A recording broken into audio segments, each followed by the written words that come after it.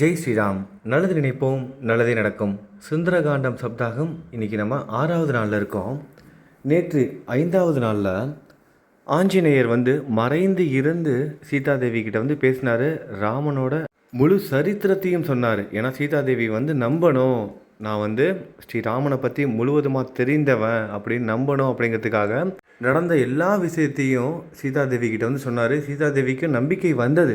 ஆனால் ஆஞ்சநேயரை அவங்க இன்னும் பார்க்கல. ஆஞ்சநேயர் மறைந்து இருந்து தான் பேசிக்கிட்டு இருக்காரு. ஏன்னா இவர் ஒரு வானரம். ஒரு வானரத்தை திடீர்னு சீதாதேவி பார்த்தாங்கன்னா இது அரக்கர்கள் தான் மாறு வேஷத்தில் வந்திருக்காங்கன்னு அவங்க பயப்படுவாங்கன்னு அவர் மறைந்திருந்து இது எல்லாத்தையும் பேசிக்கிட்டு இருந்தார். இப்போ சீதாதேவி பார்க்க போகிறாங்க. அதிலிருந்து தான் இப்போ இந்த சப்தாகம் ஆரம்பிக்க போகுது. ஆஞ்சநேயரை பார்க்க போகிறாங்க. கிளை இடுக்கில் மறைந்து கொண்டிருந்தவரும் வெண்மையான ஆடை அணிந்தவரும் மின்னல் கூட்டம் போல் மஞ்சள் நிறம் படைத்தவருமான அவரை கண்டு சீதை அதிர்ச்சி அடைந்தாள். அங்கே பாதுகாப்பாக மறைந்து இருந்தவரும் அன்பாக பேசுபவரும் மலர்ந்த அசோகத்தின் பிரகாசத்தை உடையவரும் உருக்கிய தங்கம் போன்ற கண்களை கொண்டவருமான வானரரை கண்டாள் சீதை. பேரதிர்ச்சி அடைந்த மைதிலி, ஆகா, ஒரு வானரத்திற்கு யாராலும் நெருங்க முடியாத இவ்வளவு பயங்கரமான உருவமா? இது கண்கூடாதாக, அதாவது தீய நிமித்தமாக இருக்கிறதே என்று எண்ணி மறுபடியும் ஆழமாக பார்த்து மயங்கினாள். பயத்தால் மதிமயங்கி இறங்கத்தக்க நிலையில் மிகவும் புலம்பினாள் சீதை. துக்கத்தால் பீடிக்கப்பட்டிருந்த கருப்பு கரசியான சீதை ராமா ராமா என்றும் லட்சுமணா என்றும் மெல்லிய குரலில் பல வகையாக அழுதாள். மிகவும் அடக்கத்துடன் உட்கார்ந்து இருக்கும் வானர சிரேஷ்டரை பார்த்து இது என்ன கனவா என்று அம்மங்கை நல்லவள் எண்ணினாள். சீதை அவரை பார்த்து நினைவிழந்து உயிரிழந்தவளைப் போலானாள். வெகுநேரம் கழித்து உணர்வு பெற்று பெருங்கண்ணாளாகிய அவள் சிந்திக்கலானாள்.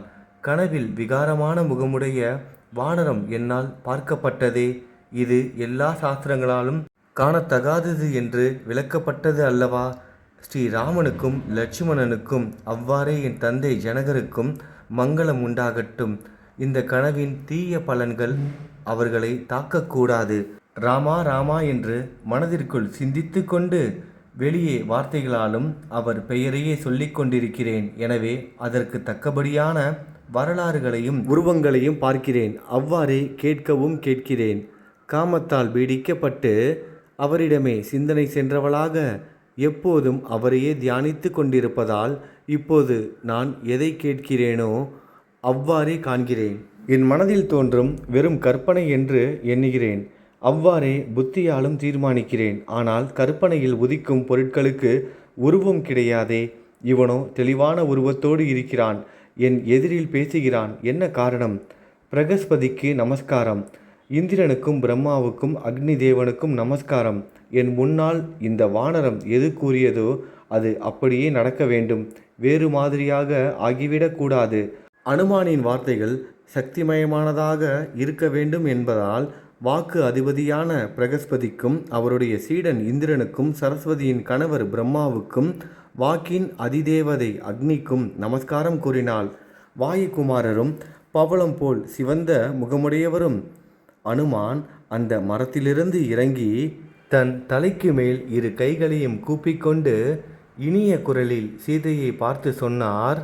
இப்பொழுது அங்கே சுற்றி இருந்த அரக்கிகள் எல்லாரும் உறங்கின நிலையில் இருக்காங்க. எதனாலனா திருஜிடைங்கிற அந்த வயதான முதிய அரக்கி சொன்ன கனவு விவரத்தெல்லாம் கேட்டு பயந்து போன அந்த ராட்சசிகள் அச்சத்தால் உறங்கி போன சமயத்தில் அனுமன் சீதையை சந்தித்து பேசுகிறாரு. இதெல்லாம் நடந்துக்கிட்டு இருக்கு.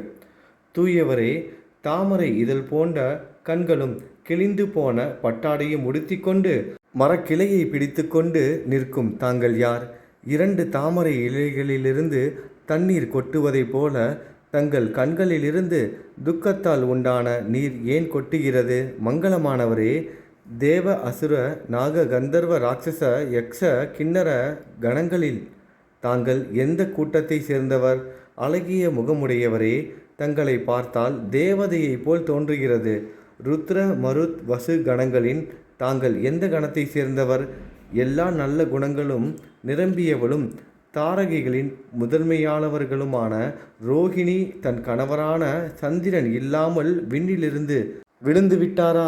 குற்றமற்ற கண்களை உடையவரே, மங்களமானவரே, தாங்கள் யார்? கருங்கண்ணாலே கோபத்தாலோ அறியாமலோ வசிஷ்டருக்கு சினத்தை உண்டாக்கி அதனால் அவரால் சபிக்கப்பட்டு இங்கே வந்து நிற்கும் அருந்ததியோ தாங்கள்?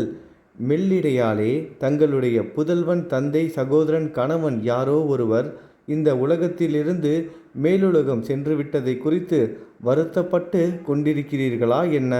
தாங்கள் அழுவதாலும் நீண்ட பெருமூச்சு விடுவதாலும் பூமியில் கால்களை வைத்து நின்று கொண்டிருப்பதாலும் அரச லட்சணங்களோடு இருப்பதாலும் தாங்கள் தேவதை அல்ல என்று நிச்சயிக்கிறேன். தங்களுடைய அவயங்களின் லட்சணங்களை கொண்டும் ரேகைகளை கொண்டும் தாங்கள் ஒரு மண்ணுடைய பட்டத்தரசியாகவோ அரசகுமாரியாகவோ இருக்க வேண்டும் என்று கருதுகிறேன். நல்லவரே, ஜனஸ்தானத்திலிருந்து ராவணனால் பலவந்தமாக கவர்ந்து செல்லப்பட்ட சீதைதான் தாங்கள் என்றால் அதை பற்றி கேட்கிற என்னிடம் தெரிவியுங்கள். தங்களுடைய இறங்கத்தக்க நிலை, மனித ஜாதிக்கு மேம்பட்ட ரூப சௌந்தரியம், தவத்தால் பிரகாசிக்கும் வடிவம், இவைகளை பார்க்கும்போது தாங்கள் நிச்சயமாக ஸ்ரீராமனுடைய பட்டத்தரசிதான். அனுமாருடைய இந்த சொற்களை கேட்ட சீதை ராமன் பெயரை கேட்டதால் சந்தோஷமடைந்து மரத்தின் அருகே நிற்கும் அனுமானை பார்த்து கூறினாள், உலகிலுள்ள மாமன்னர்களில் தலையாயவரும் ஆத்ம ஞானம் பெற்றவரும் எதிரி படைகளை சிதறடிக்க செய்தவருமான தசரதருடைய நாட்டு பெண் நான். விதேக மன்னரான மகாத்மா ஜனகருடைய புதல்வி சீதை என்று பெயர். பேரறிவாளரான ராமனுடைய மனைவி. ராமனுடைய அரண்மனையில் 12 ஆண்டுகள் எல்லாவிதமான மனித போகங்களையும் அனுபவித்து கொண்டு எல்லா ஆசைகளும் நிறைவேறியவளாக இருந்தேன். பின்னர் 13வது ஆண்டில் ரகுநந்தன ராமனுக்கு இளவரச பட்டம் சுட்டுவதற்கு மன்னரும் குருமார்களும் முடிவு செய்தார்கள். ஸ்ரீராமனுடைய பட்டாபிஷேகத்திற்கு ஏற்பாடுகள் நடந்து கொண்டிருக்கும் போது பட்டத்தரசிகளுள் ஒருவரான கைகேயி கணவரை, அதாவது தசரதரை பார்த்து இவ்வாறு கூறினாள், ராமனுக்கு பட்டம் சூட்டப்பட்டால் நான் உணவை தொடமாட்டேன், குடிக்க மாட்டேன். இப்போதே என் வாழ்க்கைக்கு ஒரு முடிவு ஏற்படும். மன்னரில் சிறந்தவரே, முன்னர் மிகவும் அன்புடன் என்னிடம் சொல்லப்பட்டது உண்மையாக வேண்டுமென்றால் ராமன் காட்டுக்கு போகட்டும். கைகேயிக்கு கொடுக்கப்பட்ட வரங்களை நினைவு கொண்டு கொரூரமானதும் அன்பில்லாததுமான அவளுடைய சொற்களை கேட்டு சத்தியம் தவறாத மன்னர் மதிகலங்கி போனார். பின்னர் முதிர்ந்தவரும் சத்திய தர்மங்களில் உறுதியான பிடிப்பு உடையவருமான அரசர் புகழ்பெற்ற மூத்த குமாரனிடம் அழுது கொண்டே அரசுரிமையை கெஞ்சி கேட்டார். திருவளர் செல்வரான ராமன் தன்னுடைய பட்டாபிஷேகத்தை காட்டிலும் தந்தையின் சொற்களை காப்பதே மேலானது என்று கருதினார். மனதால் தந்தையின் சொற்களை முன்னதாகவே ஏற்று பின்னர் சொற்களாலும் அங்கீகரித்தார். மனப்பூர்வமாக தந்தையின் கட்டளையை ஏற்றுக்கொண்டார். எவரிடமிருந்தும் எதையும் ஏற்கக்கூடாது, பிரியமில்லாதவளை பேசக்கூடாது, உயிரை காப்பாற்றிக் கொள்வதற்காக கூட சத்தியம் தவறக்கூடாது என்பது ராமனுடைய கொள்கை. மிகவும் கொண்டாடத்தக்க அவர் உடனே மேலாடையையும் விலை உயர்ந்த ஆபரணங்களையும் துறந்து மனதால் ராஜ்யத்தை விட்டு விலகி சென்று என்னை தன் தாயாரிடம் ஒப்படைத்தார். ஆனால் நானோ அவரது முடிவுக்கு முன்னதாகவே மௌனமாக காட்டுக்கு போக ஆயத்தமாகிவிட்டேன். அவர் இல்லாமல் ஸ்வர்க்கவாசம் கூட எனக்கு சுவைக்காது. மகாபாக்கியசாலியும் நண்பர்களை மகிழ்விப்பவரும் சுமித்திரையின் மைந்தருமான லட்சுமணன் மூத்த சகோதரருக்கு பணிவிடை செய்வதற்காக எங்களுக்கு முன்னாலேயே அவரும் தயாராக நின்றார். நாங்கள் மன்னரின் கட்டளையை மதித்து உறுதியாக சங்கல்பித்து கொண்டு இதற்கு முன்னர் பார்த்து அறியாத கம்பீரமாக காட்சி தந்த காட்டுக்குள் புகுந்தோம். தண்டகாரண்யத்தில் வசித்து கொண்டிருந்த போது எல்லையற்ற பராக்கிரமமுடைய அவருடைய பத்தினியான நான் தீய அரக்கனான ராவணனால் கவர்ந்து வரப்பட்டேன். இன்னும் 2 மாத காலம் நான் உயிரோடு இருப்பதற்கு கெடு வைத்திருக்கிறான் ராவணன். 2 மாதங்கள் ஆனவுடன் என்னை கொன்று விடுவான். நான் உயிரை துறப்பேன்.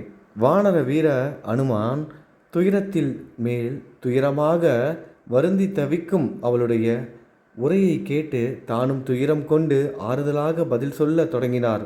தேவி, நான் ஸ்ரீராமனுடைய ஆணைப்படி தங்களிடம் தூதனாக வந்திருக்கிறேன். வைதேகி, ராமன் சௌக்கியமாக இருக்கிறார். தங்கள் நலன் பற்றி கேட்க சொன்னார். பிரம்மாஸ்திரத்தையும் வேதங்களையும் அறிந்தவர், வேத வித்துக்களில் முதன்மையானவர் அந்த தசரத ராமன் தங்கள் நலனை வேண்டுகிறார்.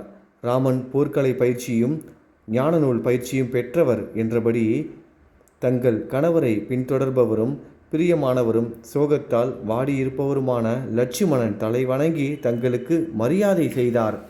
அவள் அவ்விரு மானுட சிங்கங்களின் சேமத்தை கேட்டு திருப்தியினால் உடலெங்கும் புல்லரிக்க அனுமானை பார்த்து சொன்னால், ஒருவன் உயிரோடு மட்டும் இருப்பானேயானால் 100 ஆண்டுகளுக்குள்ளேயே அவன் ஆனந்தத்தை அடைவான் என்ற பழமொழி என் விஷயத்தில் உண்மையாகியிருக்கிறது. இருவருடைய சந்திப்பினால் பரஸ்பரம் வியக்கத்தக்க அளவு அன்பு உண்டாயிற்று. நம்பிக்கை கொண்ட இருவரும் ஒருவருக்கொருவர் உரையாட தொடங்கினார்கள். அவளுடைய அந்த வார்த்தையை கேட்ட வானர வீரர் அனுமான் சோகத்தால் நொந்து போயிருக்கும் சீதையின் அருகே செல்ல ஆரம்பித்தார்.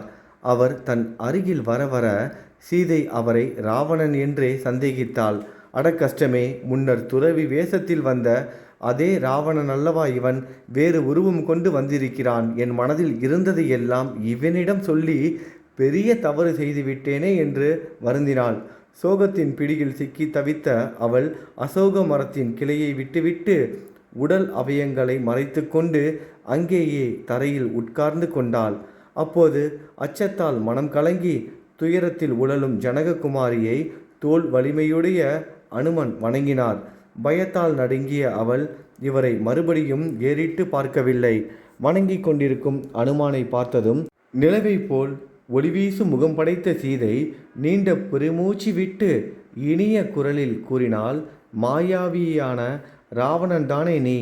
மாயையை ஏற்று குரங்கு வடிவத்தில் வந்து எனக்கு பெரும் துயரத்தை உண்டாக்குகிறாயா? இது உனக்கு நல்லதல்ல. தன் சொந்த உருவத்தை துறந்து துறவியின் வேடம் பூண்டு ஜனஸ்தானத்தில் நான் பார்த்தேனே, அதே ராவணன் தானே நீ? விரும்பியபடி உருவம் எடுக்கக்கூடிய ராட்சசனே, உபவாசத்தினால் மெலிந்து நொந்து சோகத்தால் வெந்து கொண்டிருக்கும் என்னை மறுபடியும் துன்புறுத்துகிறாய். இது உனக்கு அழகல்ல.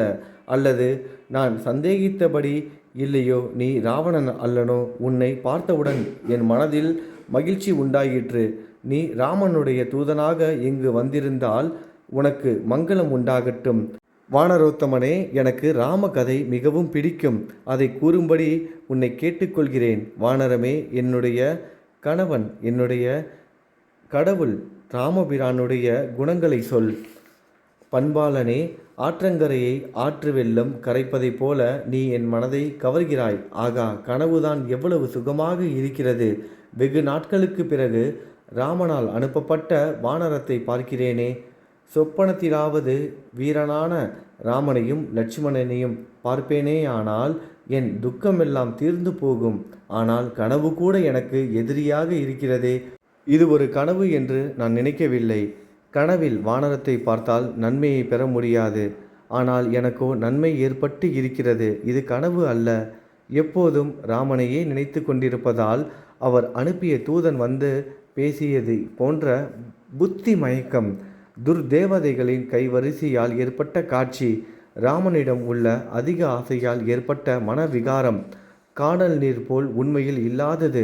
ஆனால் எனக்கு அப்படி ஏதும் நேரவில்லையே. என்னையும் இங்கே இதோ இருக்கும் வானரத்தையும் நான் தெளிவாக காண்கிறேனே. இவ்வாறு தனது சிந்தனைகளின் பலம் மற்றும் பலமின்மை என்று வாதங்களை சீர்தூக்கி பார்த்து ராட்சசர்கள் தம் விருப்பம் போல் உருவம் எடுக்கக்கூடியவர்கள் என்பதால் அவரை ராவணன் என்றே சீதை கருதினாள்.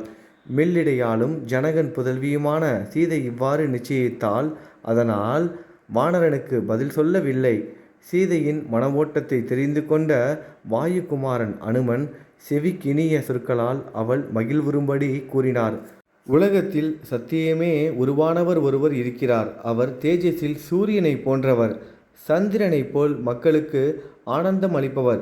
குபேர தேவனைப் போல் எல்லா மக்களுக்கும் தலைவனாக இருப்பவர். பராக்கிரமத்தில் விஷ்ணுவை போல் பெரும் புகழடைந்தவர். சத்தியம் பேசுபவர். இனிமையான பேச்சு உடையவர். அறிவில் பிரகஸ்பதி போன்றவர். வடிவழகர். நற்பேறு பெற்றவர். அனைத்து செல்வங்களும் கொண்டவர். மன்மதனே உருவெடுத்து வந்தார் போல தோற்றமுடையவர். தேவைப்படும் இடத்தில் கோபம் கொள்பவர். எதிரிகளை தாக்குபவர். மக்களில் சிறந்தவர். மகாத்மாவான அவருடைய தோள் நிழலில் மக்கள் நிம்மதியாக வாழ்கிறார்கள். மாய மான் வடிவில் ஒரு ராட்சசனை அனுப்பி ஆசிரமத்திலிருந்து ராமனை வெளியே போக செய்து வேறு யாரும் துணைக்கு இல்லாத நேரத்தில் எவனால் அபகரிக்கப்பட்டீர்களோ அவன் அந்த வஞ்சகத்தின் பயனை அடைவதை பார்க்கப் போகிறீர்கள். விரைவில் வீரியவரான அவர் ராமன் கொழுந்துவிட்டெரியும் நெருப்பு போல் கோபத்தோடு விடப்பட்ட பானங்களால் யுத்தத்தில் ராவணனை கொல்லப் போகிறார். அவரால் அனுப்பப்பட்டு தூதனாக தங்களிடம் வந்து இருக்கிறேன். உங்கள் பிரிவினால் துக்கப்பட்டு கொண்டிருக்கும் அவர் உங்கள் நலனை கேட்க சொன்னார். சீக்கிரத்திலேயே மகாபலம் கொண்ட லட்சுமணனையும் எல்லையற்ற வீரம் படைத்த சுக்ரீவனையும் கோடிக்கணக்கான வானர்களுக்கு நடுவே ராமனையும் இங்கே பார்க்க போகிறீர்கள். நான் சுக்ரீவனின் மந்திரி. அனுமான் என்ற பெயர் கொண்ட வானரன் பெருங்கடலை தாண்டி வந்து இலங்கை பட்டினத்தில் நுழைந்தேன். தீயவனான ராவனுடைய தலையில் காலை வைத்து பராக்கிரமத்தை அடைந்து உங்களை காண வந்திருக்கிறேன். நீங்கள் எவ்வாறு என்னை நினைக்கிறீர்களோ நான் அவ்வாறு ராவணன் இல்லை. இந்த சந்தேகத்தை விட்டுவிடுங்கள். என் பேச்சில் நம்பிக்கை கொள்ளுங்கள். அனுமானுடைய இந்த ராம கதையை கேட்ட வைதேகி இனிய குரலில் சமாதானமாக பின்வரும் சொற்களை கூறினாள். ராமனுடன் உனக்கு எவ்வாறு சம்பந்தம் உண்டாயிற்று? லட்சுமணனை எவ்வாறு நீ அறிவாய்? வானரர்களுக்கும் மனிதர்களுக்கும் இடையே எவ்வாறு சந்திப்பு ஏற்பட்டது? ராம லட்சுமணர்களுடைய உடல் அமைப்பினை இன்னும் விரிவாக கூறு. அதை கேட்டாலே என்னுடைய சோகம் தொலைந்துவிடும், எனக்கு நம்பிக்கை பிறந்துவிடும். ராம லட்சுமணர்களுடைய அவைய பொருத்தம் எப்படி? தோற்றம் எப்படிப்பட்டது? தொடை புஜங்கள் எப்படிப்பட்டன என்பதை எனக்கு கூறு. இவ்வாறு வைதேகி கூறியவுடன் அனுமான் ஸ்ரீராமனை உள்ளது உள்ளபடியே விவரிக்க தொடங்கினார். வைதேகி, அதிர்ஷ்டவசமாக நீங்கள் என்னை சரியாக புரிந்து கொண்டு ராம லக்ஷ்மணர்களுடைய அவயங்களின் அமைப்பு நிறம் பற்றி கேட்கிறீர்கள். கூறுகிறேன், கேளுங்கள். ராமன் தாமரை இதழ் போன்ற கண்ணுடையவர், எல்லா பிராணிகளையும் வசீகரிப்பவர், சரீர லாவண்யம், ஆத்மகுணம் உள்ளவர். ஜனககுமாரியே, இவைகள் அவர் பிறக்கும்போதே உடன் வந்தவையாகும். பிரகாசத்தில் சூரியனுக்கு ஒப்பானவர், பொறுமையில் பூமாதேவியை போன்றவர், அறிவில் பிரகஸ்பதிக்கு நிகரானவர், புகழில் இந்திரனுடன் ஓமிக்கத்தக்கவர், உயிர் பிராணிகள் அனைத்தையும் காப்பாற்றுபவர், தன்னை சேர்ந்தவர்களையும் காப்பாற்றுபவர், எதிரிகளை வாட்டும் அவர் தன்னுடைய சீலத்தையும் தர்மத்தையும் காப்பாற்றுபவர். அழகியவரே ராமன். இவ்வுலகில் 4 வர்ணங்களையும் காப்பாற்றுபவர்.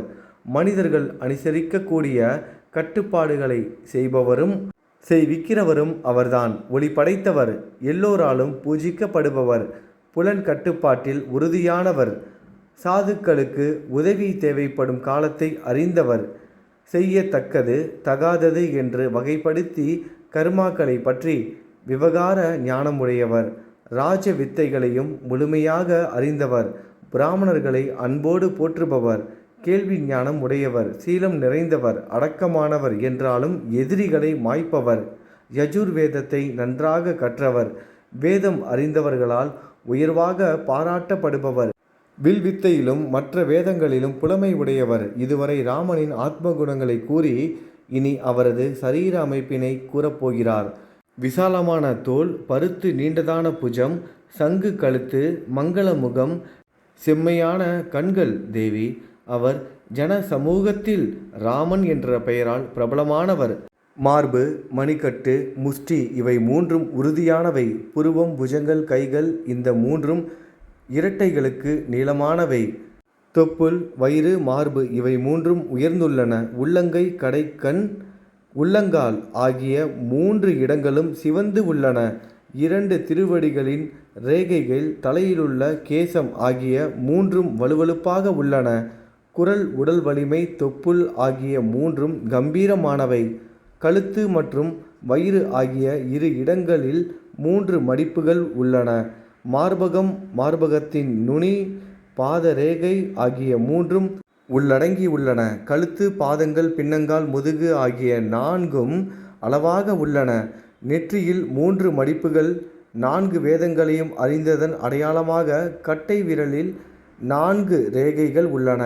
பொதுவாக மனிதர்கள் தம் கையால் 3½ முழ உயரம் இருப்பார்கள். ஆனால் ராமன் தன் கையால் 4 முழ உயரம் புஜங்கள், முழங்கால், தொடைகள், கன்னங்கள் ஆகிய 4 இடங்களும் சமமானவை. இப்படி பல அடையாளங்களை ரொம்ப இன்ச்சாக சொல்கிறாரு. அனுமன் ரொம்ப இன்ச் பை இன்ச்சாக உள்ளது உள்ள மாதிரி, எதுவும் மிகைப்படுத்தி சொல்லலை, அதிகமாகவும் சொல்லலை. அப்படியே சரியாக ராவணனோட அங்க அடையாளங்கள் எல்லாத்தையும் அப்படியே சொல்கிறாரு. சீதை திகைச்சு போய் நிற்கிறாங்க. அது மட்டும் இல்லாமல் ராம லக்ஷ்மணர்களுக்கும் வானரங்களுக்கும் தொடர்பு எப்படி ஏற்பட்டுச்சு, இவர் ஏன் உதவி செய்ய இங்கே வந்திருக்காரு, இது நடந்த எல்லா விஷயத்தையும் முழுவதுமாக அவர் சொல்கிறாரு. சீதையும் நம்புகிறாங்க. வாயுகுமாரனான அனுமான் சீதைக்கு நம்பிக்கை ஏற்படுத்துவதற்காக, சீதைக்கு மேலும் நம்பிக்கை ஏற்படுத்துவதற்காக மேலும் சில விஷயங்களை கூறினார். பெரும்பேறு பெற்றவரே, வானரனான நான் அறிவில் சிறந்த ஸ்ரீ ராமபிரானின் தூதன். ராமனின் திருப்பெயர் பொறிக்கப்பட்டுள்ள இந்த கணையாளியை பாருங்கள் அப்படின்னு ஸ்ரீராமன் கிட்டேருந்து வாங்கிட்டு வந்த கணையாளியை, அதாவது முத்திரை மோதிரத்தை காமிக்கிறாரு. தங்களுக்கு நம்பிக்கை ஏற்பட வேண்டும் என்பதற்காக பெருமனம் படைத்த அவரால் கொடுக்கப்பட்டதை கொண்டு வந்திருக்கிறேன். ஆறுதல் அடையுங்கள், உங்களுக்கு நன்மை உண்டாகட்டும். தங்களுடைய துக்கங்கள் எல்லாம் குறைய தொடங்கிவிட்டன. கணவருடைய கையை அலங்கரித்த அதனை பெற்று, அதாவது அனுமான் கொண்டுட்டு வந்து அந்த கணையாளியை வாங்கிக்கிட்டு தன்னோட கணவனையே அடைஞ்சிட்டத மாதிரி சீதை ரொம்ப சந்தோஷப்பட்டு போகிறாங்க. அப்போ அனுமனை பார்த்து சீதாதேவி சொல்கிறாங்க, வானரோத்தமனே, நீ தைரியமிக்கவன், செயல்திறன் உடையவன், அறிவாற்றல் உடையவன். நீ ஒருவனாகவே வந்து இந்த இராட்சச தலைநகரை வெற்றி கொண்டு விட்டாய். முதலைகள் போன்ற பயங்கரமான நீள்வாழ் பிராணிகள் நிறைந்ததும் 100 யோஜனை அகலமுள்ளதுமான பெருங்கடல் புகழத்தக்க தைரியம் கொண்ட உன்னால் மிகவும் சிறியதாக குறுகிவிட்டது. வானர வீரனே, நான் உன்னை குரங்கு இயல்புடைய சாதாரண வானரமாக எண்ணவில்லை. மகா பராக்கிரமசாலியான ராவணனிடம் உனக்கு அச்சமும் இல்லை, கலக்கமும் இல்லையே. எல்லாம் அறிந்தவரான ஸ்ரீராமனால் அனுப்பப்பட்டவனாக நீ இருந்ததால், வானரோத்தமனே, நீ என்னுடன் பேசத்தக்கவன், நீ என்னுடன் பேச தகுதி உள்ளவனே. பிறரால் நெருங்க முடியாத ஆற்றலுடைய ஸ்ரீராமன் ஒருவனுடைய பராக்கிரமத்தை பற்றி முழுமையாக ஆராய்ந்து அறிந்து கொள்ளாமல் அனுப்பியிருக்க மாட்டார், குறிப்பாக என்னிடம். தொடர்ந்து அனுமனை பார்த்து கேட்குறாங்க, ஸ்ரீராமன் கவலைப்படாமல் இருக்கிறாரா, பரிதவிக்காமல் இருக்கிறாரா? கவலை தவிப்பினால் உடல் இளைத்து விடுமே. மேலே நடைபெற வேண்டிய காரியங்களை செய்ய முனைந்துள்ளாரா? தைரியம் இழக்காமல் இருக்கிறாரா? தடுமாறாமல் இருக்கிறாரா? செயல்களில் மயக்கமடையாமல் இருக்கிறாரா? சக்கரவர்த்தி திருமகனான அவர் மனித பயிற்சிகளை மேற்கொண்டுள்ளாரா? எதிரிகளை வாட்டும் ஆற்றலுடைய அவர் நல்லிதயம் கொண்ட நண்பர்களை மகிழ்ச்சியோடு வைத்து கொள்வதற்காக சாமதானம் என்ற 2 உபாயங்களையும், எதிரிகளை வெற்றி கொள்வதற்காக தான பேத தண்டம் என்று 3 உபாயங்களையும் அனுசிக்கிறாரா? மேலும் சில சிநேகிதர்களை அடைகிறாரா? நண்பர்களுக்கு வெகுமானம் செய்கிறாரா? அப்படி மரியாதை செய்யப்பட்ட சிநேகிதர்கள் அவரை தேடி வந்து பார்க்கிறார்களா? தெய்வங்களுடைய அருளை பெறுவதற்காக அரசகுமாரர் பிரார்த்தனை செய்கிறாரா? தன்னுடைய வீரதீர பராக்கிரமங்களுக்கு ஏற்றபடி மனித முயற்சி செய்து அதற்கு நல்ல பலன் கொடுக்கும்படி தெய்வானுகூலத்தை வேண்டுகிறாரா? அவரை விட்டு பிரிந்து இருக்கும் என்னை அவர் மறக்கவில்லை அல்லவா? இந்த சங்கடத்திலிருந்து ஸ்ரீராமன் என்னை விடுவிப்பாரா? எல்லா சுகங்களையும் எப்போது அனுபவிக்க வேண்டியவர் கஷ்டத்தை அனுபவிக்க தகாதவர். என் பிரிவினால் ஏற்பட்ட அதிக துக்கத்தால் மேனி தளர்ந்து போகாமல் இருக்கிறாரா? கௌசல்யை, சுமித்ரையை, பரதன் முதலியவர்கள் நலமாக இருப்பதாக அடிக்கடி செய்தி கிடைத்து கொண்டு இருக்கிறதா? சுய கௌரவம் கொண்ட ராமன் என் காரணமாக ஏற்பட்டுள்ள சோகத்தால் மனதை வேறு இடங்களில் செலுத்தாமல் என்னை இதிலிருந்து துன்பக் கடலிலிருந்து கரையேற்றுவாரா? சகோதர பாசமுடைய பரதன் எனக்காக மந்திரிகளின் தலைமையில் ஆலோசித்து பயங்கரமான ஆயிரக்கணக்கான படை வீரர்களை அனுப்பி வைப்பாரா? என் நிமித்தமாக வானரர் தலைவனும் ஸ்ரீமானும் ஆகிய சுக்ரீவன் பற்களையும் நகங்களையும் ஆயுதமாக உடைய வானர வீரர்கள் சூழ இங்கே வருவாரா? பொன்னிறம் உள்ளதும் தாமரை மலரின் வாசமுடைய ஸ்ரீராமனுடைய அவருடைய முகம் கோடை காலத்தில் நீர் வற்றிய ஓடையில் உள்ள தாமரை போல என் பிரிவு காரணமாக உலராமல் இருக்கிறதா? சீதை கேட்கவும் அனுமன் சொல்கிறாரு, அம்மையே, அவர் தங்களை காணாத சோகத்தால் சிங்கத்தால் தாக்கப்பட்ட யானை போல் மகிழ்ச்சி இல்லாமல் இருக்கிறார். வானரங்கள் உல்லாசமாக வசிக்கும் இடங்களான மலையம், விந்தியம், மேரு, மந்தரம் முதலிய மலைகளின் மேலும் அவைகள் விரும்பி புசிக்கும் கிழங்கு பழங்களின் மேலும் ஆணையிட்டு தங்களுக்கு சொல்கிறேன். அழகிய கண்கள், கவர்ச்சிகரமான கோவை கனி போன்ற உதடுகள், அழகிய குண்டலங்கள் அணிந்த உதித்தெழுந்த முழு நிலவு போன்ற ஸ்ரீராமபிரானுடைய திருமுகத்தை தாங்கள் கூடிய விரைவில் பார்க்கப் போகிறீர்கள்.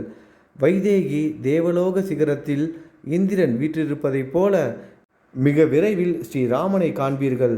ஸ்ரீராமன் மது மாமிசம் தொடுவதே இல்லை. காட்டில் கிடைக்கும் உணவுகள், பழம், காய், கனிகளை 5 பாகமாக செய்து அதில் ஒரு பாகத்தை மட்டுமே தினமும் மாலை வேளையில் புசிக்கிறார். தனக்கு கிடைக்கும் உணவினை தேவர், பிதரர், அதிதி, பிராணிகள் தனக்கு என்று 5 பங்குகளாக கூறு செய்து 5வது பாகத்தை மட்டும் தான் உண்ண வேண்டும் என்பது அவருடைய தர்மம். ஸ்ரீராமனுடைய மனம் முற்றிலுமாக தங்களிடமே பதிந்து இருப்பதால், சரீர உணவு அற்றிருப்பதால், ஈக்கள், கொசுக்கள், புழுக்கள் மற்றும் ஊர்ந்து செல்லும் பூச்சிகள் முதலியவைகளை தன் உடலிலிருந்து ஓட்டுவது இல்லை. தங்களிடம் வைத்துள்ள ஆசையால், தங்கள் பிரிவை தாங்க முடியாததால் தங்களையே நினைத்து கொண்டு இருக்கிறார். எப்போதும் சோகத்தில் ஆழ்ந்திருக்கிறார். வேறு எதை பற்றியும் நினைத்து பார்ப்பது இல்லை.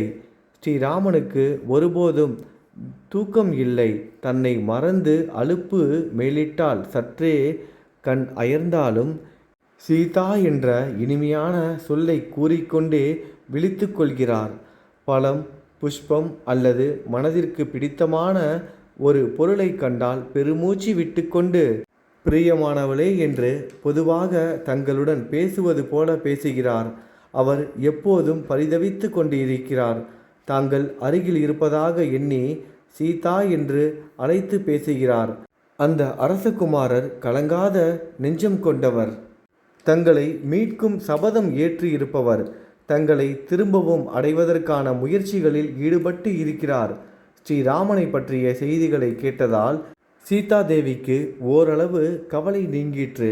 ஆனால் ஸ்ரீராமனும் துயரப்பட்டு கொண்டிருக்கிறார் என்று கேட்டதும் அதேபோல் இவளுக்கும் துயரம் ஏற்பட்டதால், சரத்கால துவக்கத்தில் மேக கூட்டத்தால் அவ்வப்போது மறைக்கப்படும் சந்திரனை கொண்டு தோன்றும் பொழுதைப் போல சீதை இருந்தாள். முழு நிலவை போன்ற முகமுடைய சீதை அந்த சொற்களை கேட்டு அறமும் பொருளும் நிறைந்த வார்த்தைகளால் அனுமானிடம் பேசினாள்.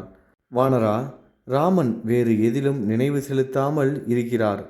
துயரத்திலேயே ஆழ்ந்து இருக்கிறாய் என்று நீ சொன்னாயே, அது அமுதத்தில் விஷத்துளிகள் சேர்ந்தாற்போல் இருக்கிறது. காலமானது மனிதர்களை கயிற்றால் கட்டினாற்போல் மிக பெரும் செழிப்பு அல்லது மிகவும் பயங்கரமான துன்பம் ஆகிய பல்வேறு நிலைகளுக்கு இழுத்து செல்கிறது. ராட்சசர்களை கொன்று ராவணனையும் அழித்து இலங்கையை வேருடன் பிடுங்கி நாசம் செய்து எப்போது என் கணவர் என்னை காண்பாரோ அவரிடம் வேகமாக செயல்படும்படி நீ சொல்ல வேண்டும். ராவணனால் விதிக்கப்பட்ட ஓராண்டு காலம் முடிவடையும் வரையில்தான் நான் உயிரோடு இருப்பேன். வானரா, இப்போது 10வது மாதம் நடக்கிறது. இகழத்தக்க ராவணனால் எனக்கு நிர்ணயிக்கப்பட்ட காலக்கெடுவில் மீதி இருப்பது 2 மாதங்களே. என்னை திருப்பி அனுப்பி வைக்க வேண்டும் என்று உடன் பிறந்தவனான விபீஷணனால் வற்புறுத்தி கூறப்பட்ட போதிலும் அதில் ராவணன் மனதை செலுத்தவில்லை. என்னை திருப்பி கொடுப்பது என்பதே ராவணனுக்கு பிடிக்கவில்லை. காலத்தின் வசப்பட்டுள்ள ராவணனை யமன் போர்க்களத்தில் தேடிக்கொண்டிருக்கிறான், எதிர்பார்த்து கொண்டிருக்கிறான். வானரமே, விபீஷணனுடைய மூத்த பெண்ணின் பெயர் அனலா. அவளுடைய அன்னையால் அனுப்பப்பட்டு இவ்விடம் வந்த அவளால் இந்த தகவல் எனக்கு கூறப்பட்டது. வானரோத்தமனே, விரைவில் என் கணவர் என்னை அடைவார் என்பதில் சந்தேகமில்லை. ஏனென்றால் என் அந்தராத்மா சுத்தமாக இருக்கிறது. அவரிடமோ ஏராளமான நல்ல குணங்கள் இருக்கின்றன. காரியத்தை செய்து முடிக்க வேண்டும் என்ற துடிப்பும் வீரமும் ஆற்றலும் கொடுமையான செயல்களை செய்யாமல் இருப்பதும் நன்றி மறவாமையும் பராக்கிரமமும் பிரபாவமும் ராமனிடத்தில் இருக்கின்றன. ஜனஸ்தானத்தில் சகோதரன் உடன் இல்லாமல் தான் மட்டும் தனியாக எதிர்த்து நின்று 14,000 அரக்கர்களை கொன்றே அவரை கண்டு கலக்கமடையாத சத்ருவும் இருப்பானோ? காளை போன்ற அவர் துன்பங்களால் கலக்க முடியாதவர். இந்திரனுடைய மகிமையை இந்திராணி அறிந்துள்ளதைப் போல நான் அவருடைய தனிப்பெருமைகளை அறிவேன். வானரா, மகாசூரனாகிய ராமன் என்ற சூரியன் பானக்கூட்டங்கள் என்னும் கிரகணங்களால் எதிரிகளான ராட்சசர்கள் என்னும் நீரை முற்றிலுமாக வற்ற செய்வார். இப்படி சீதாதேவி பேசினோன்னு ஸ்ரீ அனுமான் சொல்கிறாரு சீதாதேவியை பார்த்து, என்னிடமிருந்து செய்தியை கேட்டதுமே வானரர் கரடிகள் நிறைந்த மாபெரும் படையை திரட்டி கொண்டு ஸ்ரீராமன் மிக விரைவிலேயே இங்கு வரப்போகிறார். அல்லது அவர் வரும் வரை நாம் ஏன் காத்திருக்க வேண்டும் அம்மையே? இந்த துன்பங்களிலிருந்து இப்போதே தங்களை நான் விடுவிக்கிறேன். குற்றமற்றவரே, என் முதுகில் ஏறிக்கொள்ளுங்கள். நான் தங்களை முதுகில் ஏற்றிக்கொண்டு கடலை தாண்டி விடுவேன். அது மட்டுமல்லாமல் ராவணன் முதலியோர்களோடு இலங்கை முழுவதுமே சுமந்து செல்லும் சக்தியும் ஆற்றலும் எனக்கு இருக்கிறது. இலங்கையில் உள்ள எல்லோரும் 1 கோடி வந்தாலும் முதுகில் தங்களை சுமந்து கொண்டு செல்லும் என்னை பின்தொடர்வதற்கு சக்தி படைத்தவர்கள் எவரும் இல்லை. வைதேகி, பாருங்கள், நான் இங்கே எவ்வாறு வந்து சேர்ந்தேனோ அவ்வாறே அவ்வளவு சுலபமாகவே தங்களை சுமந்து கொண்டு நிச்சயமாக செல்லப்போகிறேன். அனுமானின் ஆச்சரியம் விளைவிக்கும் இந்த சொற்களை கேட்டு மகிழ்ச்சியால் உடல் முழுவதும் குதூகலிக்க மாருதியை பார்த்து மைதிலி இவ்வாறு கூறினாள். ஆஞ்சநேயா, மிக நீண்ட தூரத்திற்கு என்னை சுமந்து கொண்டு செல்வதற்கு நீ விரும்புகிறாயே? வானர தலைவனே, இதுதான் உன் இயற்கையான வானரத்தனம் என்று எண்ணுகிறேன். வானர வீரனே, சிறிய உடல் படைத்த நீ இங்கிருந்து என்னை கொண்டு போய் மனிதர்களுள் தேவேந்திரன் போன்ற என் கணவரிடம் விடுவிப்பதற்கு துணிந்து விட்டாயே? வெற்றி திருமகளோடு எப்போதும் விளங்கும் வாயுகுமாரனான அனுமான் சீதையின் சொற்களை கேட்டு இதுவரையில் இல்லாதபடி புதிதாக அவமானப்பட்டதாக எண்ணி கவலைப்பட்டார்.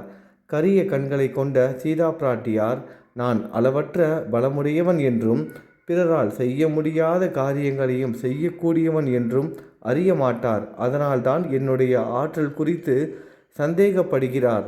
ஆகவே நான் இஷ்டப்படி உருவங்களை எடுக்கக்கூடியவன் என்பதை வைதேகி இப்போது பார்க்கட்டும் என்று யோசனை செய்து எதிரிகளை வாட்டுபவரான அனுமான் தன்னுடைய உருவத்தை அப்போதே மைதிலிக்கு காட்டினார். மிகவும் பலம் பொருந்தியவரும் வானர மகா புத்திசாலியுமான அவர் அந்த மரத்தில் இருந்து சற்று தொலைவில் சென்று சீதைக்கு நம்பிக்கை உண்டாக்குவதற்காக வளர ஆரம்பித்தார். உத்தம வானரராகிய அவர் கொழுந்துவிட்டு எரியும் அக்னியைப் போல ஒளி வீசிக்கொண்டு மேரு மந்திரம் முதலிய மலைகளைப் போல் மிக பெரிய உருவத்தை ஏற்று சீதையின் எதிரில் நின்றார். மலை போன்ற உடலையும் சிவந்த முகத்தையும் வஜ்ராயுதம் போன்ற கடைவாய் பற்களையும் நகங்களையும் படைத்த பயங்கரமான தோற்றத்தையும் பேராற்றலையும் உடைய வானரர் வைதேகியை பார்த்து இவ்வாறு கூறினார். இந்த இலங்கையை அதிலுள்ள மலைகள், காடுகள், கோட்டை, கொத்தளங்கள் மற்றும் இவைகளுக்கு தலைவனோடும் அகழ்ந்து எடுத்து செல்லும் சக்தி எனக்கு உண்டு. எனவே தேவி, நிச்சயமான முடிவு செய்யுங்கள். என்னை புறக்கணித்தது போதும். ராம லட்சுமணர்களை சோகமற்றவர்களாக செய்யுங்கள். என் முதுகில் ஏறி உட்கார்ந்து கொண்டால் நான் மிகவும் எளிமையாக உங்களை ராமனிடம் சேர்ப்பித்து விடுவேன். வாயுதேவனின் சொந்த மகனான அவர் மலைபோல் பெருத்த உடலுடன் இருப்பதை பார்த்து தாமரை இதழ் போல் அகன்ற கண்களை பெற்ற ஜானகி சொன்னால், வானரோத்தமனே, உன்னுடைய பலத்தையும் பராக்கிரமத்தையும் நான் அறிவேன். வாயுவுக்கு ஒப்பான வேகத்தையும் அக்னிக்கு ஒப்பான ஆச்சரியமான தேஜஸையும் நன்றாக அறிவேன். வானசிரேஷ்டனே, கடக்க முடியாத கடலை தாண்டி உன்னை தவிர வேறு யாரால் இந்த நகரத்திற்குள் வர முடியும்? என்னை சுமந்து கொண்டு வேகமாக போகும் ஆற்றல் உனக்கு உண்டு என்பது கூட எனக்கு தெரியும். ஆனால் இப்போது செய்ய வேண்டியது என்ன? ஸ்ரீ ராமச்சந்திரரின் காரியம் விரைவில் நிறைவேறுவதற்கான வழிமுறைகள் ஆராயப்பட வேண்டும். குற்றமற்றவனே, உன்னுடன் நான் செல்வது என்பது பொருத்தமில்லாத செயல். காற்றைப் போல் கடுகி செல்லும் உன் வேகம் என்னை மயக்கமடைய செய்துவிடும். கடலுக்கு மேலே ஆகாயத்தில் வேகமாக செல்லும்போது உன் முதுகில் பயத்தால் நடுங்கி நான் விழுந்துவிடக் கூடுமல்லவா? திமிங்கிலம் முதலை மீனினம் நிறைந்த சாகரத்தில் விழுந்த நான் என் நினைவிழந்து சீக்கிரத்திலேயே நீர்வாழ் பிராணிகளுக்கு சிறந்த உணவாகி விடுவேன். எதிரிகளை நாசம் செய்பவனே, நான் உன்னுடன் கூட செல்வதற்கு உடன்பட்டேன். ஆனால் ஒரு பெண்ணை சுமந்து கொண்டு செல்லும் உன் மேலும் சந்தேகம் ஏற்படும் என்பது நிச்சயம். நான் சுமந்து செல்லப்படுவதை பார்த்ததும் தீயவனான ராவணனால் அனுப்பப்பட்ட பயங்கரமான ஆற்றலுடைய ராட்சசர்கள் நம்மை பின்தொடர்ந்து வருவார்கள். வீரனே, பெண்ணாகிய என்னை காப்பதற்காக எடுத்து செல்லும் உன்னை சந்தேகித்து சூலம் உலக்கை தாங்கிய சூரர்கள் உன்னை சூழ்ந்து கொள்வார்கள். ஆகாயத்தில் ஆயுதங்களோடு பல பல ராட்சசர்கள், நீயோ ஆயுதமில்லாதவன். அவர்களுடன் எதிர்த்து நின்று என்னை காப்பாற்றுவதற்கு உன்னால் எப்படி முடியும்? வானரோத்தமனே, கொடூர செயல்களை செய்யும் இந்த ராட்சசர்களுடன் நீ போர் புரியும் போது பயத்தால் பீடிக்கப்பட்ட நான் உன் முதுகிலிருந்து கீழே விழுந்துவிடக் கூடுமல்லவா? ராவணன் என்னை கதற கதற பலவந்தமாக என்னை தொட்டு தூக்கி கொண்டு வந்தான். காப்பாற்றுவதற்கு அப்போது என் அருகில் யாரும் இல்லாமல் நான் தனியாக இருந்தேன். கணவர் அருகில் இல்லை, வேறு வழி இல்லை. கருப்பு விரதம் உடையவள்தான் என்றாலும் நான் வேறு என்ன செய்திருக்க முடியும்? ராமபிரான் இங்கே வந்து 10 தலைகள் கொண்ட ராவணனை அவனது உறவினர்களுடன் கொன்று என்னை இங்கிருந்து அழைத்து சென்றால் அதுதான் அவருக்கு அழகு. அவரால் ராவணனை வெற்றி கொள்ள முடியுமா என்ற சந்தேகம் எனக்கு இல்லை. ஏனென்றால் போர்க்களத்தில் எதிரிகளை வாட்டி எடுக்கும் அவருடைய எல்லையற்ற பராக்கிரமம் பற்றி நான் கேள்விப்பட்டு இருக்கிறேன், கண்களாலும் பார்த்து இருக்கிறேன். யுத்தத்தில் தேவ கந்தர்வ நாக ராட்சசர்கள் யாரும் அவருக்கு ஈடானவர்கள் இல்லை. கொழுந்து விட்டெறியும் நெருப்புடன் காற்று சேர்ந்தது போல மிகவும் பலம் பொருந்தியவரும், தேவேந்திரனுக்கு நிகரான போர்த்திறன் உடையவரும், அற்புதமான வில்லை கொண்டவருமான அவர், அவருடைய வேகத்தை யாரால் தாங்கிக் கொள்ள முடியும்? வானர தலைவனே, அம்புகள் என்னும் கிரணங்களை கொண்ட பிரளய கால சூரியனை போன்றவரும், போரில் நாசம் விளைவிப்பவரும், மதம் கொண்ட திக்கஜத்தை போல் உறுதியானவருமான அவர் லட்சுமணனோடு கூட போர்க்களத்தில் நின்றால் யாரால் எதிர்கொள்ள முடியும்? வானரோத்தமனே, வெகு விரைவில் சேனைகளோடும் லட்சுமணனோடும் என் கணவரை இங்கே அழைத்து கொண்டு வா. வெகு காலமாக ராமனை நினைத்து நினைத்து துயரத்தால் கசங்கி பிழியப்பட்டுள்ள என்னை மகிழ்ச்சியடைய செய். பேச்சில் வல்லவரான வானவீரர் சீதையினுடைய சொற்களை கேட்டு மகிழ்ந்து சீதாதேவியுடன் சொன்னார். மங்களம் தோற்றமுடையவரே, இப்போது தாங்கள் பேசினீர்களே தேவி, அது பெண்களுடைய சுபாவத்திற்கும் பதிவிரதைகளின் அடக்கத்திற்கும் ஏற்றதாக அமைந்திருந்தது. என் முதுகில் ஏறிக்கொண்டு 100 யோஜனை கடலை கடப்பது என்பது தாங்கள் பெண் என்பதால் தங்களால் இயலாத செயல். இரண்டாவதாக ஒரு காரணம் சொன்னீர்களே, ராமனை தவிர வேறு ஒருவரை தொடமாட்டேன் என்று. இது பெருமகனாராகிய அவருடைய மனைவிக்கு தகுந்ததான பேச்சு. தங்களை தவிர வேறு எந்த பெண்மணிதான் இவ்வாறு பேச முடியும்? என் முன்னால் தாங்கள் செய்தது பேசியது எல்லாவற்றையும் மிச்ச மீதி இல்லாமல் காகுத்தன் கேட்கப் போகிறார். நான் எதையும் விட்டுவிடாமல் மிகவும் கவனமாக விவரமாக சொல்வேன். தேவி, பல்வேறு காரணங்களாலும் ஸ்ரீராமனுக்கு பிரியமானதை செய்ய வேண்டும் என்ற ஆசையாலும் அன்பு நிறைந்த களங்கமில்லாத மனதுடன் நான் இவ்வாறு என் முதுகில் ஏறிக்கொள்ளுங்கள் என்று சொன்னேன். இலங்கைக்குள் நுழைய முடியாது, கடலை கடக்க முடியாது. ஆனால் இவ்வறிய செயல்களையும் செய்யும் தனி ஆற்றல் செயல்திறன் என்னிடம் இருக்கிறது என்பதால் அவ்வாறு கூறினேன். என்னுடன் செல்வதற்கு தாங்கள் உடன்படாவிட்டால் போகட்டும். தூயவரே, நான் தங்களை பார்த்து பேசினேன் என்பதற்கான ஸ்ரீராமன் நம்பும்படியான சில அடையாளங்களை கொடுங்கள். இப்போ நான் உங்களை பார்த்துட்டேன், உங்களை பேசிட்டேன், அதை ஸ்ரீராமன் நம்பணும், அவருக்கு ஒரு நம்பிக்கை வரணும். அதுக்காக ஏதாவது ஒரு அடையாளத்தை கொடுங்க. எப்படி ஸ்ரீராமன் அவரோட கணையாளியை, அதாவது முத்திர மோதத்தை கொடுத்து அனுப்புனாரோ அந்த மாதிரி நீங்கள் ஏதாவது ஒரு அடையாளத்தை கொடுத்தீங்கன்னா நான் அதை எடுத்துகிட்டு போய் ஸ்ரீராமன்கிட்ட கொடுப்பேன், அவரும் நம்பிக்கை கொள்வார் அப்படின்னு அனுமன் கேட்குறாரு.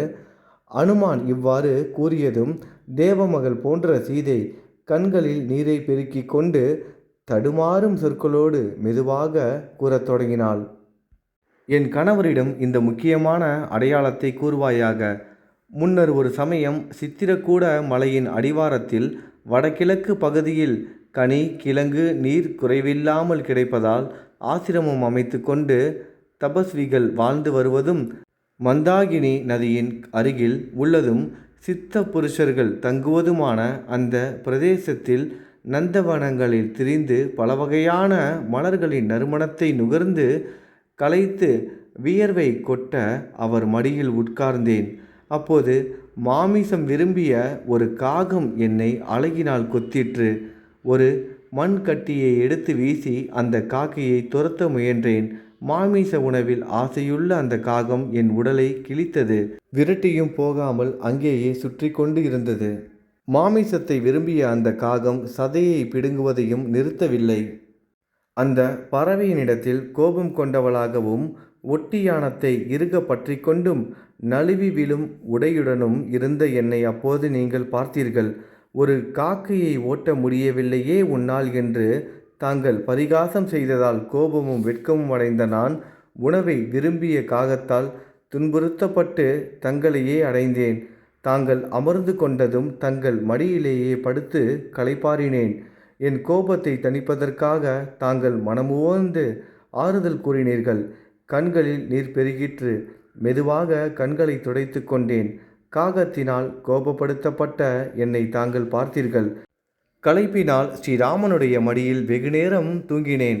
அதே போல பரதனின் மூத்த சகோதரரான அவர் என் மடியில் படுத்து உறங்கினார்.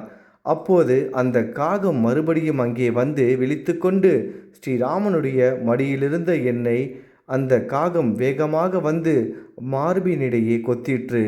மீண்டும் மீண்டும் பாய்ந்து என்னை கொத்தி கிழித்தது. காகையின் தாக்குதலால் இரத்தம் சொட்ட ஆரம்பித்தது. ராமன் உடலையும் நனைத்தது. நன்றாக தூங்கிக் கொண்டிருந்தவரும் எதிரிகளை வாட்டுபவருமான திருவளர் செல்வருமான அவரை காக்கையினால் மிகவும் துன்புறுத்தப்பட்ட நான் எழுப்பிவிட்டேன். பெருந்தோழரான அவர் கொத்தி குதறப்பட்ட என் மார்பகங்களை பார்த்து ஆத்திரமடைந்து கால சர்ப்பம் போல் பெருமூச்சு விட்டுக்கொண்டு சொன்னார், பிரியமானவளே, உன்னுடைய மார்பகத்தை காயப்படுத்தியவன் யார்? மிகவும் சினத்துடன் வாயை அகலமாக திறந்து வைத்து கொண்டிருக்கும் மலை பாம்புடன் விளையாடுபவன் யார்? உடனே நாற்புறமும் கண்களை செலுத்திய போது இரத்தம் சொட்டும் கூரிய நகங்களோடும் என்னையே பார்த்தபடி நின்று கொண்டிருந்தது அந்த காகத்தை பார்த்தார். பறவையில் சிறந்த அந்த காகம் இந்திரனுடைய குமாரன் அல்லவா? காற்றை போல் வேகம் கொண்ட அது விரைவில் பூமியின் புகுந்து கொண்டது. கோபங்களால் சிவந்த கண்களை உடையவரும் அறிவாளிகளில் சிறந்தவருமான அவர் அந்த காகத்தின் பால் தண்டனை கொடுப்பது என்ற கடுமையான முடிவை எடுத்தார். தர்ப ஆசனத்திலிருந்து ஒரு தர்பத்தை எடுத்து பிரம்மாஸ்திரமாக செய்தார். பிரம்மாஸ்திரத்திற்கு உரிய மந்திரங்களை ஜெபித்து அந்த புள்ளினுள் பேராற்றலை செலுத்தினார். அது தர்ப பிரம்மாஸ்திரம் காலாக்னியை போல் நெருப்பை கக்கிக்கொண்டு பறவையை நோக்கி சென்றது. அவர் ஜொலிக்கும் தர்பத்தை காகத்தின் மேல் ஏவினார். அப்போது அந்த தர்பம் அந்த காகத்தை ஆகாயத்தில் பின்தொடர்ந்து சென்றது. காகம் தன்னை காப்பாற்றிக் கொள்வதற்காக பல வழிகளை கையாண்டாலும் தர்பம் துரத்தி கொண்டே போயிற்று. தன்னை காப்பாற்றுபவரை தேடி இந்த உலகம் முழுவதும் அது அலைந்தது. தந்தையாலும் தேவர்களாலும் எல்லா முனிவர்களாலும் அது கைவிடப்பட்டது. 3 உலகங்களையும் நன்றாக சுற்றிவிட்டு அவரையே ஸ்ரீராம பிரபுவையே சரணடைந்து பூமியில் விழுந்து அடைக்கலம் வேண்டிய அதை அடைக்கலம் தரும் ராமன் அது கொலை தண்டனைக்கு உரியதே ஆயினும் கருணையினால் காப்பாற்றினார். களைத்தும் கவலையுடனும் வந்து கிடந்த அதை பார்த்து ஸ்ரீராமன் கூறினார், பிரம்மாஸ்திரம் வீணாக போகக்கூடாது. உங்களது அஸ்திரம் என் வலது கண்ணை குறிவைக்கட்டும் என்று சொல் என்றதும் அது அவ்வாறே சொல்லிற்று. உடனே அது அஸ்திரம் காகத்தின் வலது கண்ணை குறிவைத்து தாக்கியது. நல்ல வேளையாக உயிரை காப்பாற்றி கொண்டு வலது கண்ணை கொடுத்துவிட்டு ராமனுக்கும் தசரத மன்னனுக்கும் நமஸ்காரம் செய்துவிட்டு வீர ராமனால் அனுமதிக்கப்பட்டு தன் இருப்பிடம் நோக்கி திரும்பி சென்றது. எனக்காக ஒரு காகத்தின் மேல் பிரம்மாஸ்திரத்தை உபயோகிக்காதீர்கள். காகம் செய்த குற்றமோ மிக சிறியது. ஆனால் தங்களிடமிருந்து என்னை கவர்ந்து சென்றவனை மிக பெரிய குற்றம் செய்துள்ள ராவணனை மன்னரே எதற்காக மன்னிக்கிறீர்கள்? மனிதருள் காளை போன்ற பேராற்றல் கொண்டவரே, என்னிடம் கருணை காட்டுங்கள். பேரார்வம் கொண்டு முயலுங்கள். தாங்கள் இருக்கும்போது நான் அனாதை போல் தவித்து கொண்டு இருக்கிறேன். பிறர் துக்கப்படுவதை கண்டால் அதை அலட்சியப்படுத்தாமல் இருப்பதே தர்மம் என்று தாங்களே கூறி கேட்டிருக்கிறேன். இந்த காகம் கதை இது மாதிரி சீதாதேவி அனுமன்ட்ட சொல்கிறாங்க. அது எப்படின்னா, கண்களில் நீர் வழிய வைதேகி சொல்லியவற்றை கேட்ட பின் வாயுகுமாரனான அனுமான் பின்வருமாறி சொல்கிறாரு. தேவி, உங்களை பிரிந்த சோகத்தால் ஸ்ரீராமன் மற்ற விஷயங்களில் பாராமுகமாக இருக்கிறார் என்பதை என்மேல் ஆணையாக கூறுகிறேன். ராமன் துயரத்தில் மூழ்கினால் லட்சுமணனுக்கும் தவித்து போகிறார். எப்படியோ ஒருவராக தாங்கள் காண்பிக்கப்பட்டுவிட்டீர்கள்.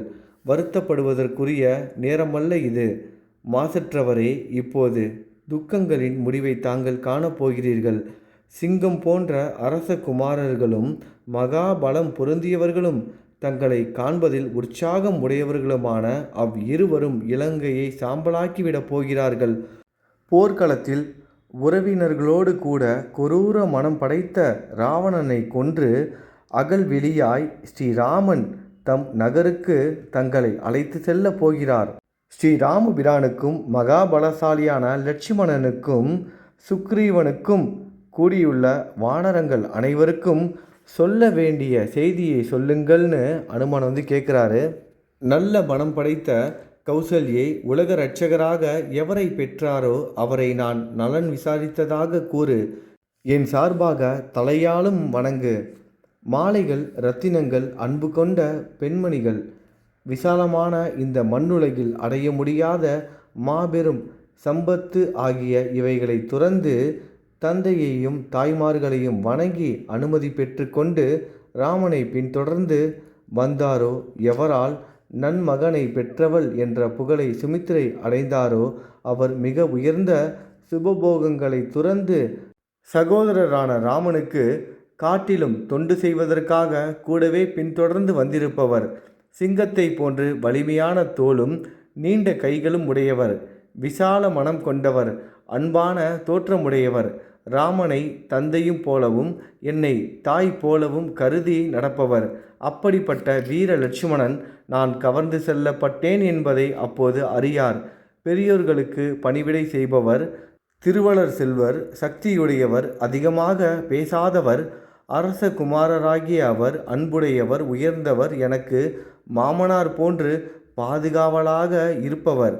ஸ்ரீராமனுக்கு என்னை காட்டிலும் உடன் பிறந்த லட்சுமணனிடம் அதிக அன்பு உண்டு. பலுவான எந்த வேலையை கொடுத்தாலும் அதை நல்ல முறையில் நிர்வகித்து காட்டுவார். வீரியமிக்கவர். அருகில் இருக்கும் அவரை பார்த்து கொண்டிருப்பதாலேயே தந்தை காலமாகிவிட்டதையும் ராமன் நினைக்காது இருந்தார். லட்சுமணன் ராமனுக்கு மிகவும் பிரியமானவர். மிருதுவான இயல்பு உடையவர். எப்போதும் தூய்மையுடன் இருப்பவர். நிபுணர். அவரிடம் என்னை நினைவில் கொள்ளும்படி என்று நான் கேட்டுக்கொண்டதாக சொல்லு. நலம் விசாரித்ததையும் கூறு.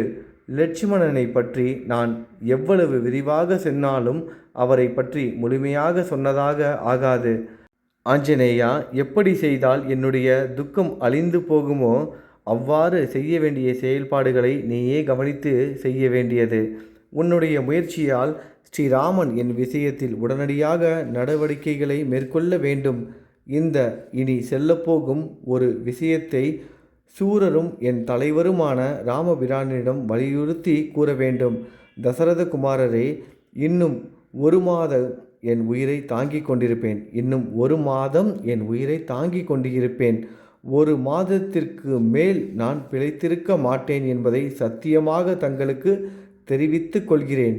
முன்பு கௌசிகையை பாதாளத்திலிருந்து ஸ்ரீமத் நாராயணன் மீட்டு வந்ததைப் போல பாவியான ராவணனால் வஞ்சிக்கப்பட்டு இங்கே அசோகவனத்தில் சிறை வைக்கப்பட்டிருக்கும் என்னை வீரரான தாங்கள் காப்பாற்ற கடமைப்பட்டு இருக்கிறீர்கள். உடனே துணியில் முடித்து வைக்கப்பட்டிருந்த தெய்வீகமும் மங்களமும் பொருந்திய சூடாமணியை எடுத்து ஸ்ரீராமனிடம் கொடுப்பாயாக என்று தன்னோட சூடாமணியை என்ன பண்ணுறாங்க, அனுமன்ட்ட கொடுக்குறாங்க. மிக உயர்ந்ததான அந்த சூடாமணியை பெற்றுக்கொண்டு தன் விரலில் அணிந்து கொண்டார். அது நழுவி விடாதபடி அவருடைய கைக்கு பொருத்தமாக இருந்தது. அனுமான் மிக சிறந்த சூடாமணியை பெற்றுக்கொண்டு வலப்பக்கத்தில் இருந்த சீதாதேவியை அடக்கத்துடன் வணங்கிவிட்டு அருகில் நின்றார். சீதையை தரிசித்துவிட்ட மகத்தான சந்தோஷத்தால் உடல் இங்கே இருந்தாலும் நெஞ்சத்தால் ராமபிரானை அடைந்தார் மாருதி. ஜனககுமாரியால் மிகவும் பிரியத்தோடு அணியப்பட்டிருந்ததும் மிக பெருமைக்கு உரியதுமான அந்த உயர்ந்த மணியை பெற்றுக்கொண்டதும் பேய் காற்றிலிருந்து விடுபட்ட மலையை போன்று நிம்மதியடைந்த மனதோடு திரும்பி போவதை பற்றி சிந்திக்க தொடங்கினார் அனுமான். திரும்பி போக நிச்சயித்து அந்த இடத்திலிருந்து வெளியேறி வேறொரு இடம் சென்று சிந்திக்க தொடங்கினார். கருங்கண்ணாலாகிய சீதையை என்னால் பார்க்கப்பட்டார் கருங்கண்ணாலாகிய சீதை என்னால் பார்க்கப்பட்டார் என்பது ஒரு அரிய செயல்தான் என்றாலும் இன்னும் சில காரியங்கள் செய்யப்பட வேண்டியுள்ளன.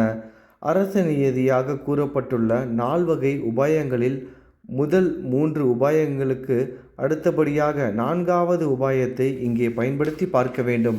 இராட்சசர்களுடன் சமாதானம் செய்து கொள்வது என்பது நல்லதல்ல.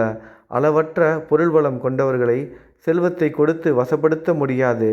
பலத்தால் செருக்கு கொண்டிருப்பவர்களை பேதம் செய்து பிரிக்க முடியாது. ஆகவே இவர்களிடம் பராக்கிரமத்தை காட்டுவதுதான் சிறந்த உபாயம் என்று எனக்கு படுகிறது. இந்த சந்தர்ப்பத்தில் மிகுந்துள்ள காரியத்தை செய்து முடிப்பதில் பராக்கிரமத்தை காட்டுவதை தவிர வேறு எதுவும் இல்லை.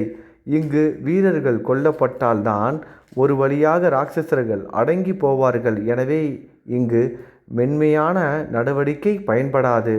ஒரு குறிப்பிட்ட வேலையை செய்து வரும்போது அந்த மூல லட்சியத்திற்கு விரோதமில்லாத மற்ற பல காரியங்களையும் செய்து முடிப்பவனே செயல்திறன் உடையவன். சிறு காரியமானாலும் அதை முடிப்பதற்கு ஒரே வழியை நம்பிக்கொண்டிருக்க கூடாது. பலவித உபாயங்களையும் அறிந்திருக்க வேண்டும். அப்படிப்பட்டவர்தான் காரியத்தை செய்து முடிக்கும் திறன் உள்ளவராவார். எனக்கும் அவர்களுக்கும் இடையே யுத்தத்தில் தோன்றும் ஏற்றத்தாழ்வுகளை விசேஷமாக தெரிந்து கொண்டு பின்பு வானர தலைவன் இருக்கும் இடத்திற்கு போனால்தான் மன்னன் கட்டளை நிறைவேற்றப்பட்டதாகும் என்று நான் கருதுகிறேன். ஆகவே இப்போது எனக்கும் இங்குள்ள அரக்கர்களுக்கும் சுலபமாக பெரிய யுத்தம் உண்டாக்கும் வழியை காண வேண்டும். அப்போதுதான் ராவணன் போர்க்களத்தில் தன் பலத்தை காட்டி என்னை எடை போடுவான். மற்ற எல்லா இராட்சச வீரர்களும் என்னால் அழிக்கப்பட்ட பின் வேறு வழியில்லாமல் ராவணன் வந்துதானே ஆக வேண்டும். காய்ந்து உலர்ந்து போன இந்த காட்டை நெருப்பு எறிவதைப் போல இந்த வனத்தை அழிக்கப் போகிறேன். இதற்கு அழிவு ஏற்பட்டால் ராவணனுக்கு கோபம் வரும். உடனே இராட்சச மன்னன் ஏராளமான குதிரைப்படை, தேர்ப்படை, யானைப்படை, காலாட்படை ஆகியவற்றை அனுப்பி வைப்பான். திரிசூலம், பட்டசம் முதலான ஆயுதங்களுடன் வரும். அவர்களுக்கு பெரிய யுத்தம் ஏற்படும். ராவணனால் அனுப்பப்பட்ட பராக்கிரமம் மிகுந்த அவர்கள் ஒன்றாக கூடி எதிர்த்தாலும் தாங்க முடியாத ஆற்றல் படைத்த நான் அவர்கள் அத்தனை பேரையும் கொன்றுவிட்டு சுலபமாக கிஷ்கிந்தை செல்வேன். உடனே பேய்காற்று போல் கோபம் கொண்டவரும் பயங்கரமான ஆற்றல் படைத்தவருமான அனுமான் தன் தொடைகளால் தாக்கி பெரும் மரங்களை முறிக்க ஆரம்பித்தார். வீர ஆஞ்சநேயர் குதூகலமான பறவை கூட்டங்கள் நிறைந்ததும் பல வகையான மரம் செடிகள் கூடியதுமான பெண்களுக்கான மர சோலையை அளித்தார். அந்த பூங்காவனம் உழுக்கப்பட்ட மரங்களாலும் சின்னாபின்னமாக்கப்பட்ட தடாகங்களாலும் பொடி பொடியாக்கப்பட்ட மலை முகடுகளாலும் கண்களை உறுத்துவதாக ஆயிற்று. பல வகையான பறவைகளின் அலறலினாலும் தாக்கப்பட்ட நீர்நிலைகளாலும் செந்நிறமான இளந்தளிர்கள் கருகி போய் நிற்கும் மரம் கொடிகளாலும் பிரளயாக்னியால் அழிக்கப்பட்டுவிட்டதைப் போல அந்த வனம் அங்கே இல்லாததாயிற்று. அதாவது வனம் என்று கூறுவதற்கான அடையாளமே இல்லாமல் அது ஆயிற்று. பயத்தால் கலங்கி நிற்கும் பெண்களைப் போல் கொடிகள் நின்றன. அழிக்கப்பட்ட கொடி மண்டபங்கள், அலங்கார மண்டபங்கள், மகா சர்ப்பங்கள், கொடிய விலங்குகள், கல் மண்டபங்கள், சாதாரண கட்டடங்கள் ஆகியவற்றால் அந்த மாபெரும் வனம் உருவழிந்தது போலாயிற்று. அசோக கொடிகள் படர்ந்ததும் ஸ்ரீ ராமனுடைய அந்தப்புற மடந்தையரின் காமத்தை வளர்ப்பதுமான அந்த வனம் சீதையை காப்பாற்ற வந்த வானரத்தின் பலத்தால் அழிக்கப்பட்டு சோக கொடிகளின் கூட்டத்தால் நிறைந்ததாக ஆக்குவிக்கப்பட்டது. இராட்சசபதியின் மனதிற்கு முற்றிலும் பிடிக்காத காரியத்தை செய்துவிட்டு தான் ஒருவனாகவே ஏராளமான படை வீரர்களுடன் யுத்தம் செய்யும் விருப்பத்துடன் அந்த தோட்டத்தின் நுழைவாயிலில் வெற்றி திருவினால் பிரகாசித்த அனுமான் நின்று கொண்டார். அப்போது பறவைகளின் கூக்குரலாலும் மரங்கள் முறிந்து விழும் ஒளியாலும் இலங்கை மக்கள் எல்லோரும் அச்சத்தால் பதறி போனார்கள். பயத்தால் பீடிக்கப்பட்ட விலங்குகளும் பறவைகளும் கூச்சல் போட்டுக்கொண்டு நாலா பக்கங்களிலும் சிதறி ஓடின. அச்சமயம் தூக்கம் கலைந்தெழுந்தவர்களும் கோரமான முகத்தை உடையவர்களுமான அரக்கிகள் அழிக்கப்பட்ட அந்த வனத்தையும் வீர மாருதியையும் கண்டார்கள்.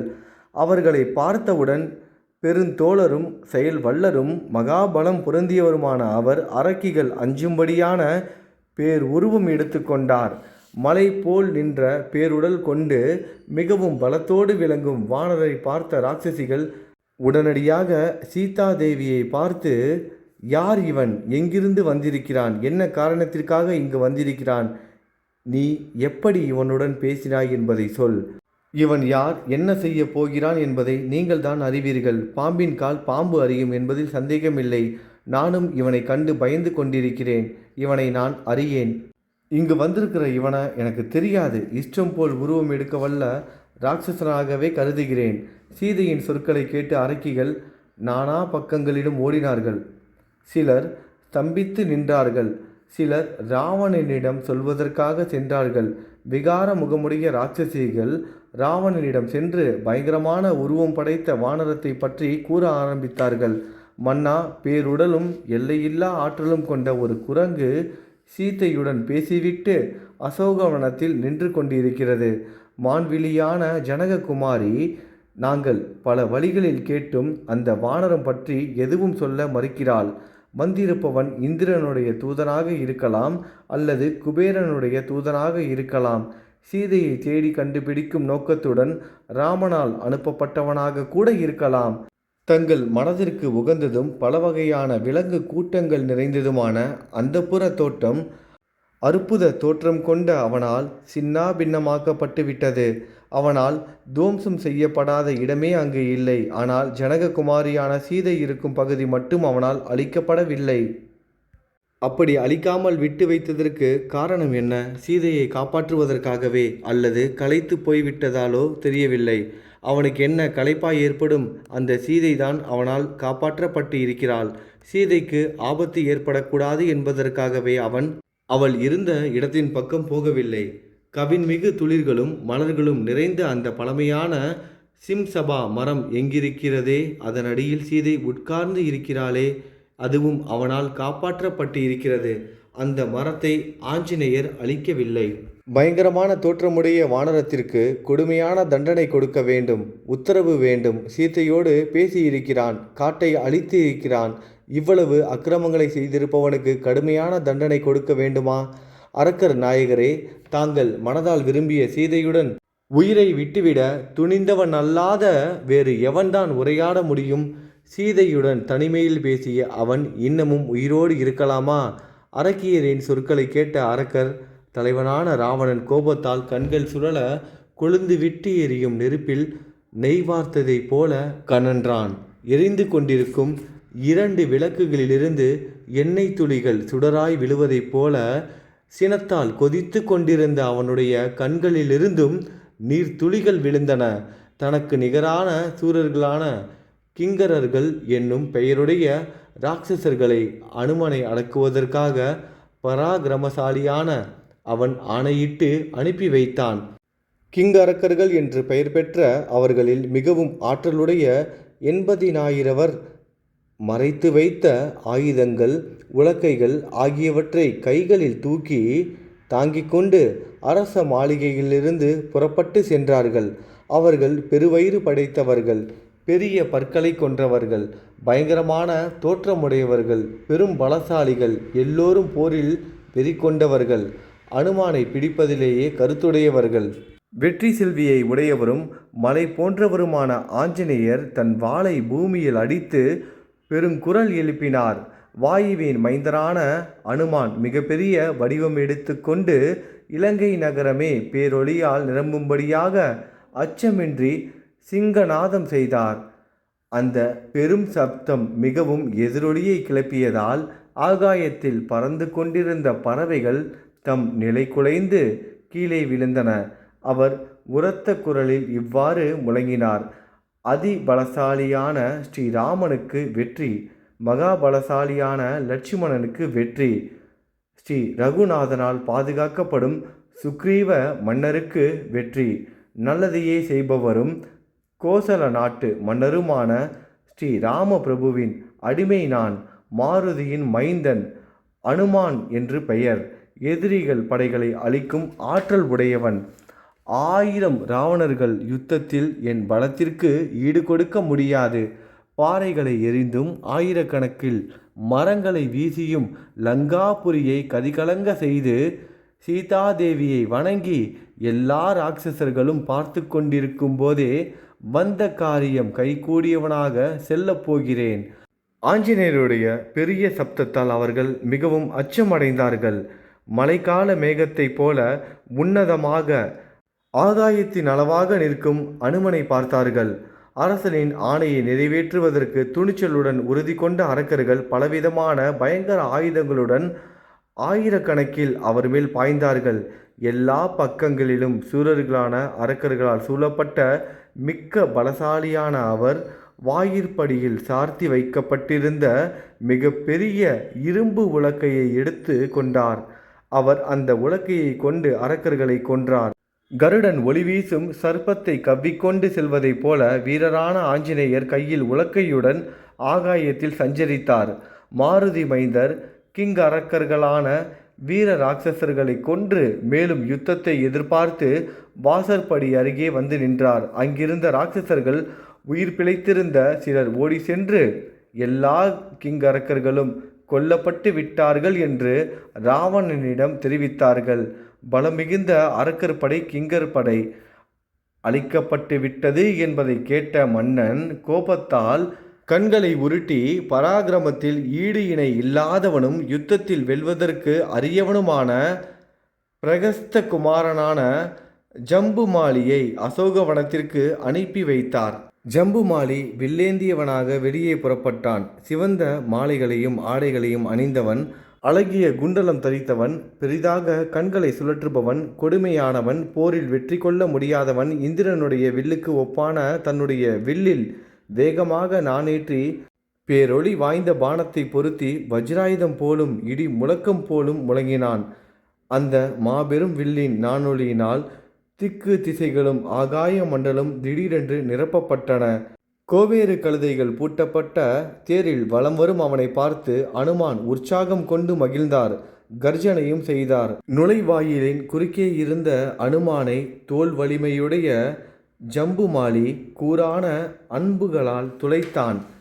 பிறை சந்திர வடிவமைத்த பானத்தால் வானர வீரன் முகத்தையும் கர்ணி என்ற வஜ்ராயுதம் போன்ற அம்பினால் தலையையும் 10 பானங்களால் புஜங்களையும் தாக்கினான்.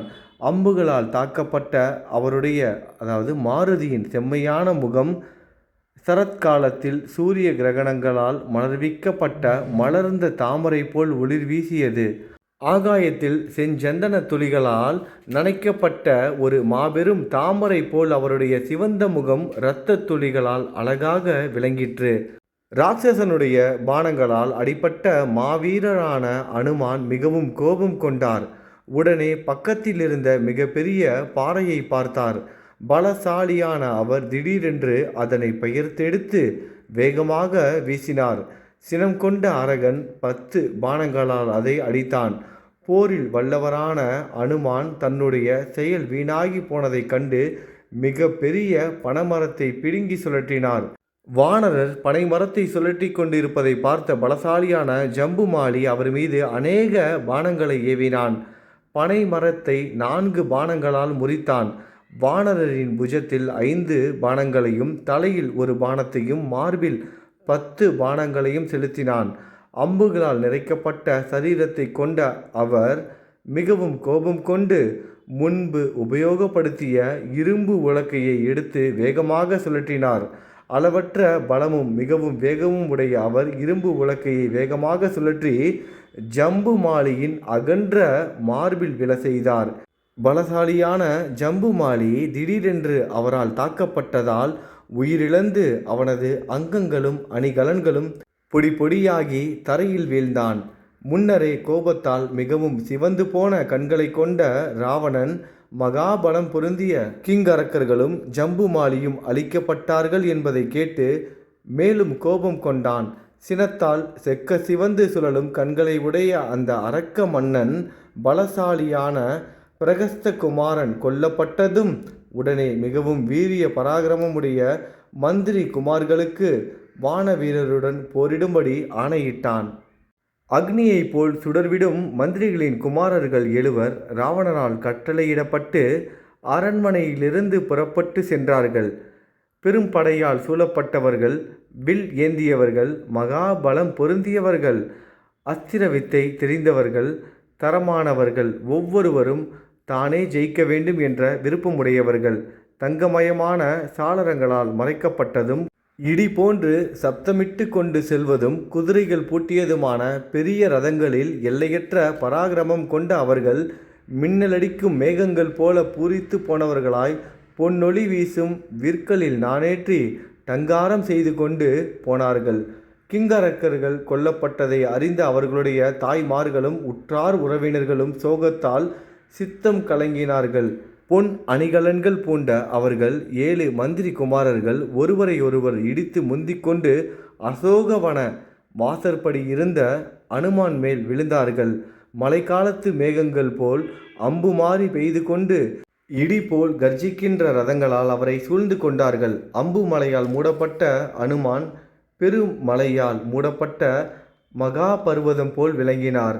அப்போது அனுமான் நிர்மலமான ஆகாயத்தில் மிக வேகமாக தாவி சென்று அந்த வீரர்களுடைய அம்புகளையும் இரத வேகத்தையும் வீண்போக செய்தார்.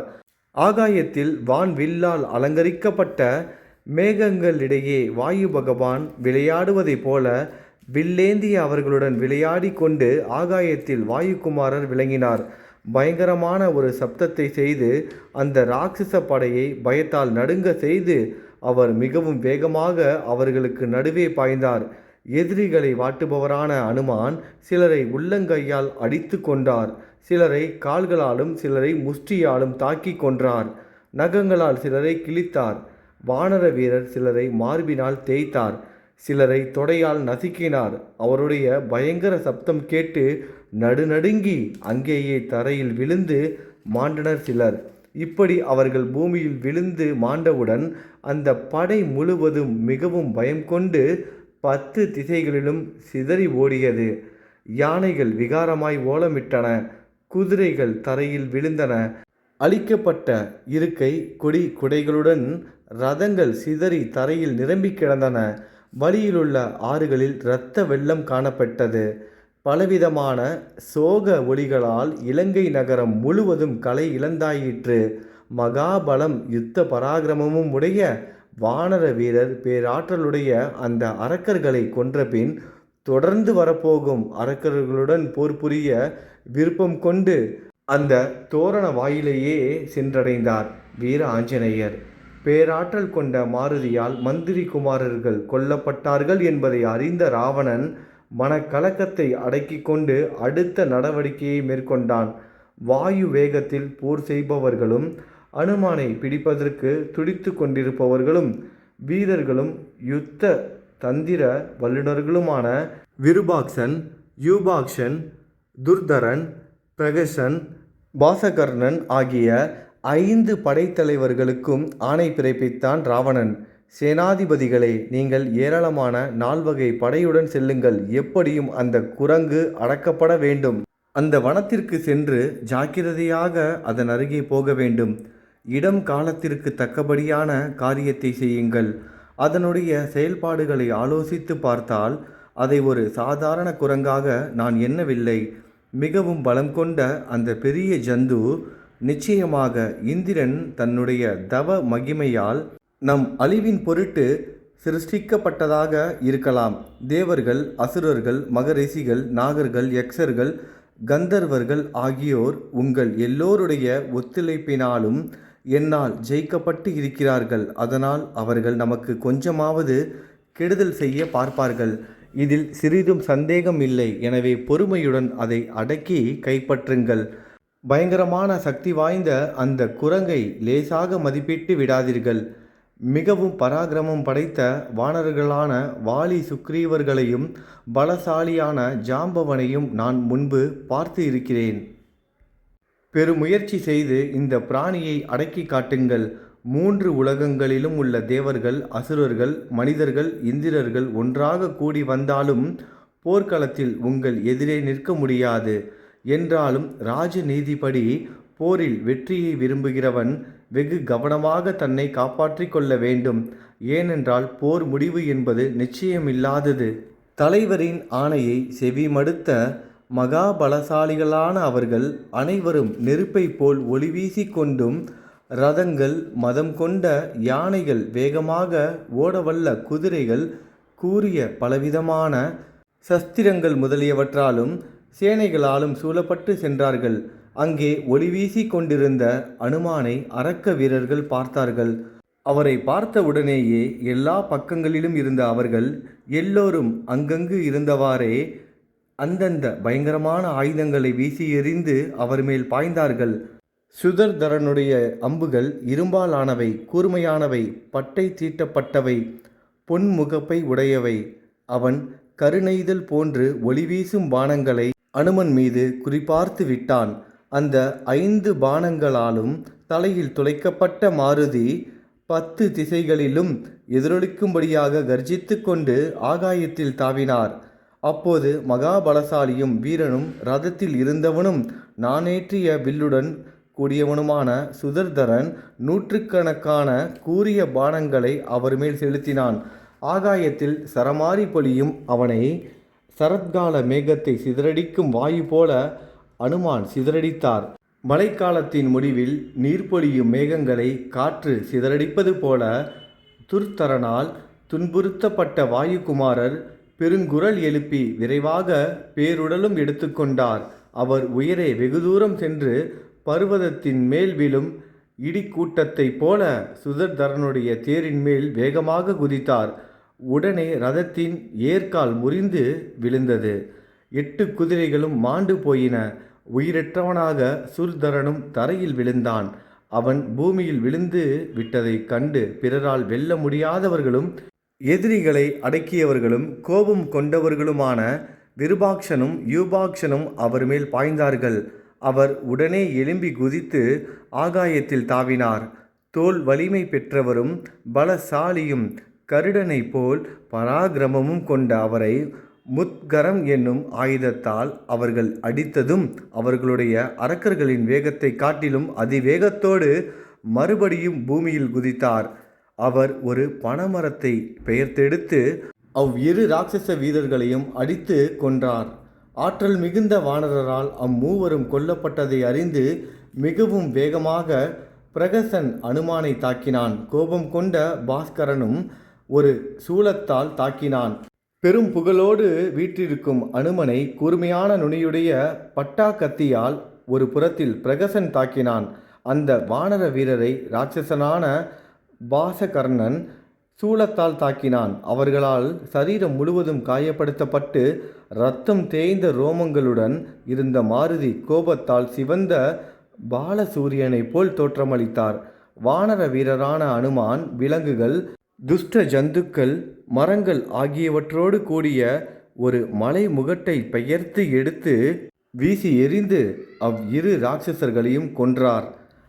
5 சேனாதிபதிகளும் மடிந்து போனதும் மிகுந்திருந்த படை வீரர்களையும் வானரர் நாசம் செய்தார். மிச்சமிருந்த குதிரைகளையும் யானைகளையும் காலாட்படையினரையும் தேர்களையும் அழித்து இந்திரன் போல் அசுரர்களை அழித்து முடித்தார் வாயுபுத்திரன். வீழ்த்தப்பட்ட யானை குதிரைகளாலும் ராட்சசர்களாலும் அச்சு முறிக்கப்பட்ட தேர்களாலும் அந்த பிரதேசத்தை சுற்றிலும் எல்லா வழிகளும் அடைபட்டு போயின.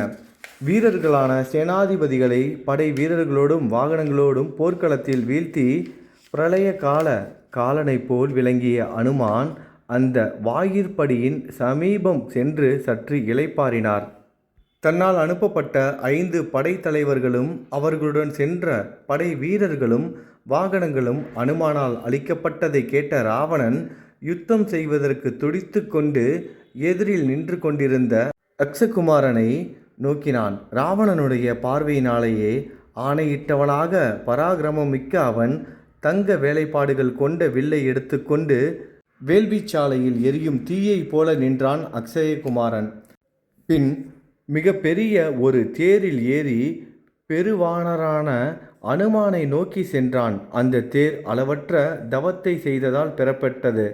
உருக்கிவிடப்பட்ட தங்கத்தால் ஆன ஜன்னல்கள் பொருந்தியது. கொடி மரம் உடையது. இரத்தினங்களால் சிங்காரிக்கப்பட்ட கொடிகளை கொண்டது.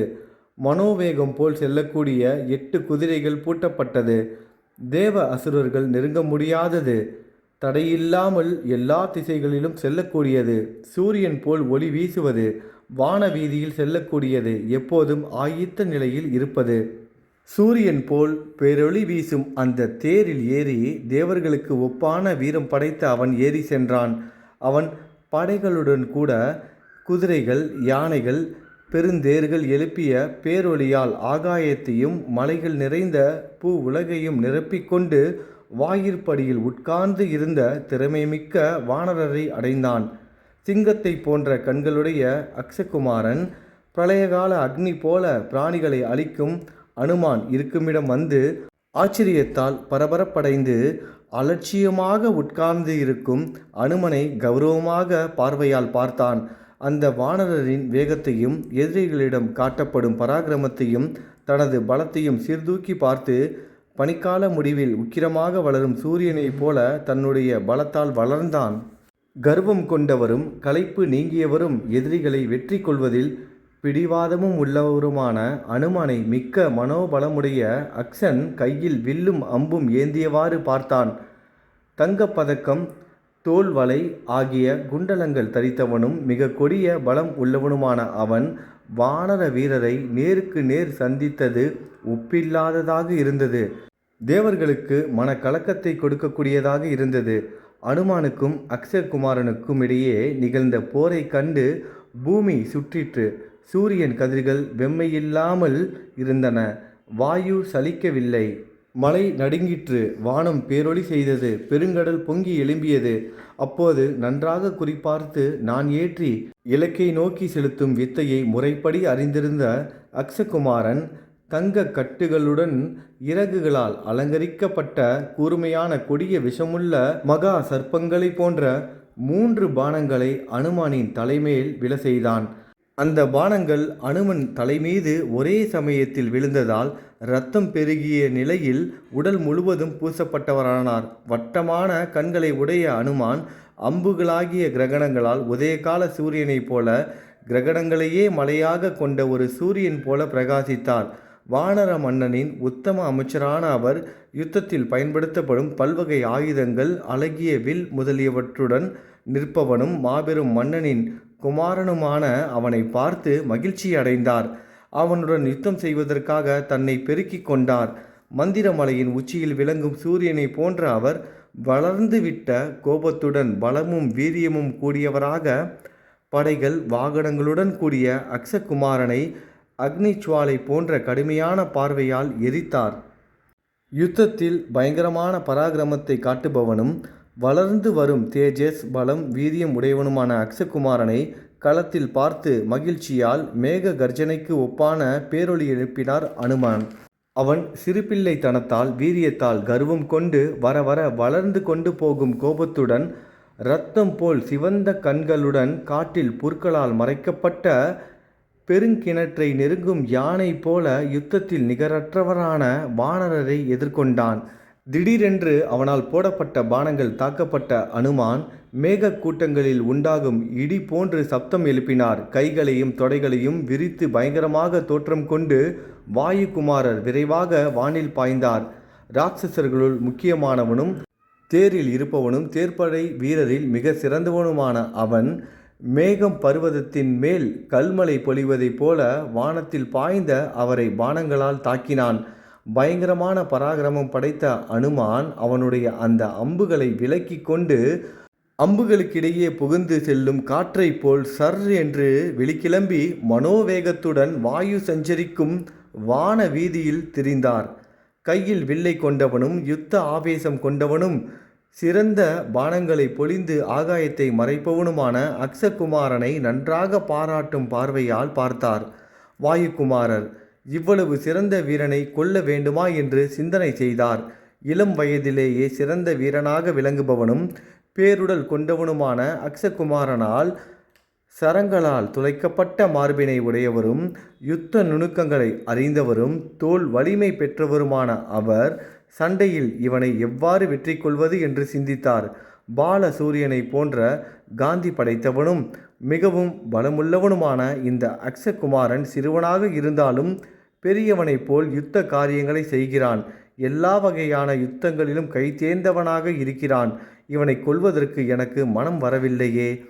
இவன் மகாத்மா, வீரம் மிக்கவன், கட்டுப்பாடு உடையவன், யுத்தத்தில் எல்லா தாக்குதல்களையும் துன்பங்களையும் பொறுத்து கொள்கிறான். எனவே இவனுடைய அபாரமான செயல்திறனை பார்க்கும்போது நாக யக்ஷ முனிவர்களால் கொண்டாடத்தக்கவன் என்பதில் ஐயமில்லை. என் எதிரில் வந்து நின்று கொண்டு பராக்கிரமத்தாலும் உற்சாகத்தாலும் தைரியம் அதிகரிக்க பெற்றவனாக என்னை உற்று பார்க்கிறான். விரைவாக செயல்படும் இவனுடைய அளவற்ற வீரம் தேவாசுரர்களுடைய மனதை கூட கலங்கம் செய்யும். இவனை அலட்சியப்படுத்திவிட்டால் என்னை தாக்காமல் இருக்க மாட்டான். போரின் ஒவ்வொரு முனையிலும் இவனுடைய பராக்கிரமம் பெருகி வெளிப்படுகிறது. இவனை ஒழித்து கட்டுவதுதான் சரி என்று எனக்கு தோன்றுகிறது. வளர்ந்து கொண்டிருக்கும் அக்னியை விட்டு வைக்க கூடாதுதானே. இவ்வாறு எதிராளியின் சிறப்புகளை எண்ணி பார்த்து வீரியவனான அனுமான் தான் செய்ய வேண்டிய காரியத்தையும் தீர்மானித்து மிகவும் சுறுசுறுப்படைந்து அவனுடைய வதத்தில் மனதை செலுத்தினார். வாயுகுமாரர் மிகவும் வேகமாக செல்லக்கூடியவைகளும் நன்றாக பயில்விக்கப்பட்டவைகளும் சுமையை தாங்குகின்றவைகளுமான அவனுடைய 8 குதிரைகளையும் ஆகாயத்தில் உள்ளங்கையால் அடித்தே கொன்றார். அப்போது அவனுடைய பெரிய தேர் வானர மன்னருடைய அமைச்சரின் உள்ளங்கையால் தாக்கப்பட்டு உருவிழந்து மாய்க்கப்பட்ட குதிரைகளுடன் தேர்தட்டு சிதைந்து வானவெளியிலிருந்து தரையில் விழுந்தது. உடனடியாக அவன் தேரை அப்படியே விட்டுவிட்டு வில்லும் கத்தியும் ஏந்தியவனாய் ஆகாயத்தில் எழும்பினான். அவன் அவ்வாறு உயிரை எழும்பிய காட்சியானது மிக கடுமையான தவத்தின் மகிமையால் உடலை விட்டுவிட்டு ஒரு முனிவர் தேவலோகத்திற்கு செல்வது போல் இருந்தது. வாயுவுக்கு சமமான ஆற்றல் கொண்ட வானரர் கருடன், வாயு, சித்தர்கள் உலாவும் வானத்தில் இருந்த அக்ஷகுமாரனை தொடர்ந்து சென்று அவனது கால்களை கெட்டியாக கைப்பற்றினர். பறவைகளுக்கு தலைவனான கருடன் ஒரு பெரும் பாம்பை அனாசயமாக கவ்வி தூக்குவதைப் போல தந்தைக்கு இணையான பராக்கிரமம் கொண்ட மாருதி அவனை தூக்கி ஆயிரக்கணக்கான முறை சுழற்றி வேகமாக பூமியில் எறிந்தார். கைகள், தொடைகள், இடுப்பு, கழுத்து முறிக்கப்பட்டு இரத்தத்தை பெருகவிட்டு கொண்டு கண்கள் நசுங்கி பூட்டுகள் முறிந்து அங்கங்கள் நொறுங்கி மாருதியால் கொல்லப்பட்டு பூமியில் விழுந்தான் அக்ஷகுமாரன். அனுமான் அவனை தரையில் சாய்த்ததன் மூலம் அரக்க மன்னனுக்கு மிகவும் அச்சத்தை விளைவித்தார். அக்ஷகுமாரன் கொல்லப்பட்டதும் முனிவர்களும் கடுமையான விரதம் அனுஷ்டிப்பவர்களும் வான வீதியில் சஞ்சரிப்பவர்களும் கும்பலாக வந்த அனைத்து பூதங்களும் யக்ஷ பன்னர்களும் தேவர்களும் இந்திரனும் மிகவும் ஆச்சரியத்துடன் வானரரை பார்த்தார்கள். இந்திரனுடைய புதல்வனுக்கு நிகரானவனும் இரத்தம் போல் சிவந்த கண்களும் உள்ளவனுமான அக்ஷகுமாரனை கொன்றுவிட்டு பிராணிகளை அழிப்பதில் ஈடுபட்ட காலன் போல் அனுமான் மிகவும் உற்சாகத்துடன் அதே நுழைவாயிலை சென்றடைந்தார். அனுமான் இப்படியே ஒவ்வொருத்தரையாக வதம் செஞ்சுக்கிட்டு இருக்காரு. இன்னும் இலங்கையில் எத்தனை பேர் அனுமனோட கைகளால் வதம் செய்யப்பட இருக்காங்கன்னு தெரியல. இன்னும் என்ன நடந்தது அப்படிங்கிறத நம்ம நாளைக்கு சப்தாகத்தில் கேட்கலாம். 6 நாட்கள் நல்லபடியாக இன்றைக்கி முடிச்சிட்டோம். நாளைக்கு 7வது நாள், கடைசி நாள். எல்லாரும் கலந்துக்கோங்க. அது மட்டும் இல்லாமல் 8வது நாளான வியாழக்கிழமைக்கு அனுமனோட அஷ்டோத்திரம் 108 சதநாமவலியை படித்து நம்ம இந்த பாராயணத்தை முடிக்க போகிறோம். சப்தாகத்தோட கடைசி நாளான நாளைக்கு எல்லாரும் முழுவதுமாக கலந்துக்கோங்க. 7வது நாள் புதன்கிழமை அன்னைக்கு முடியுது. வியாழக்கிழமை அஷ்டோத்திரம் படிக்க போகிறோம். நல்லது நினைப்போம், நல்லதே நடக்கும். ஜெய் ஸ்ரீராம்.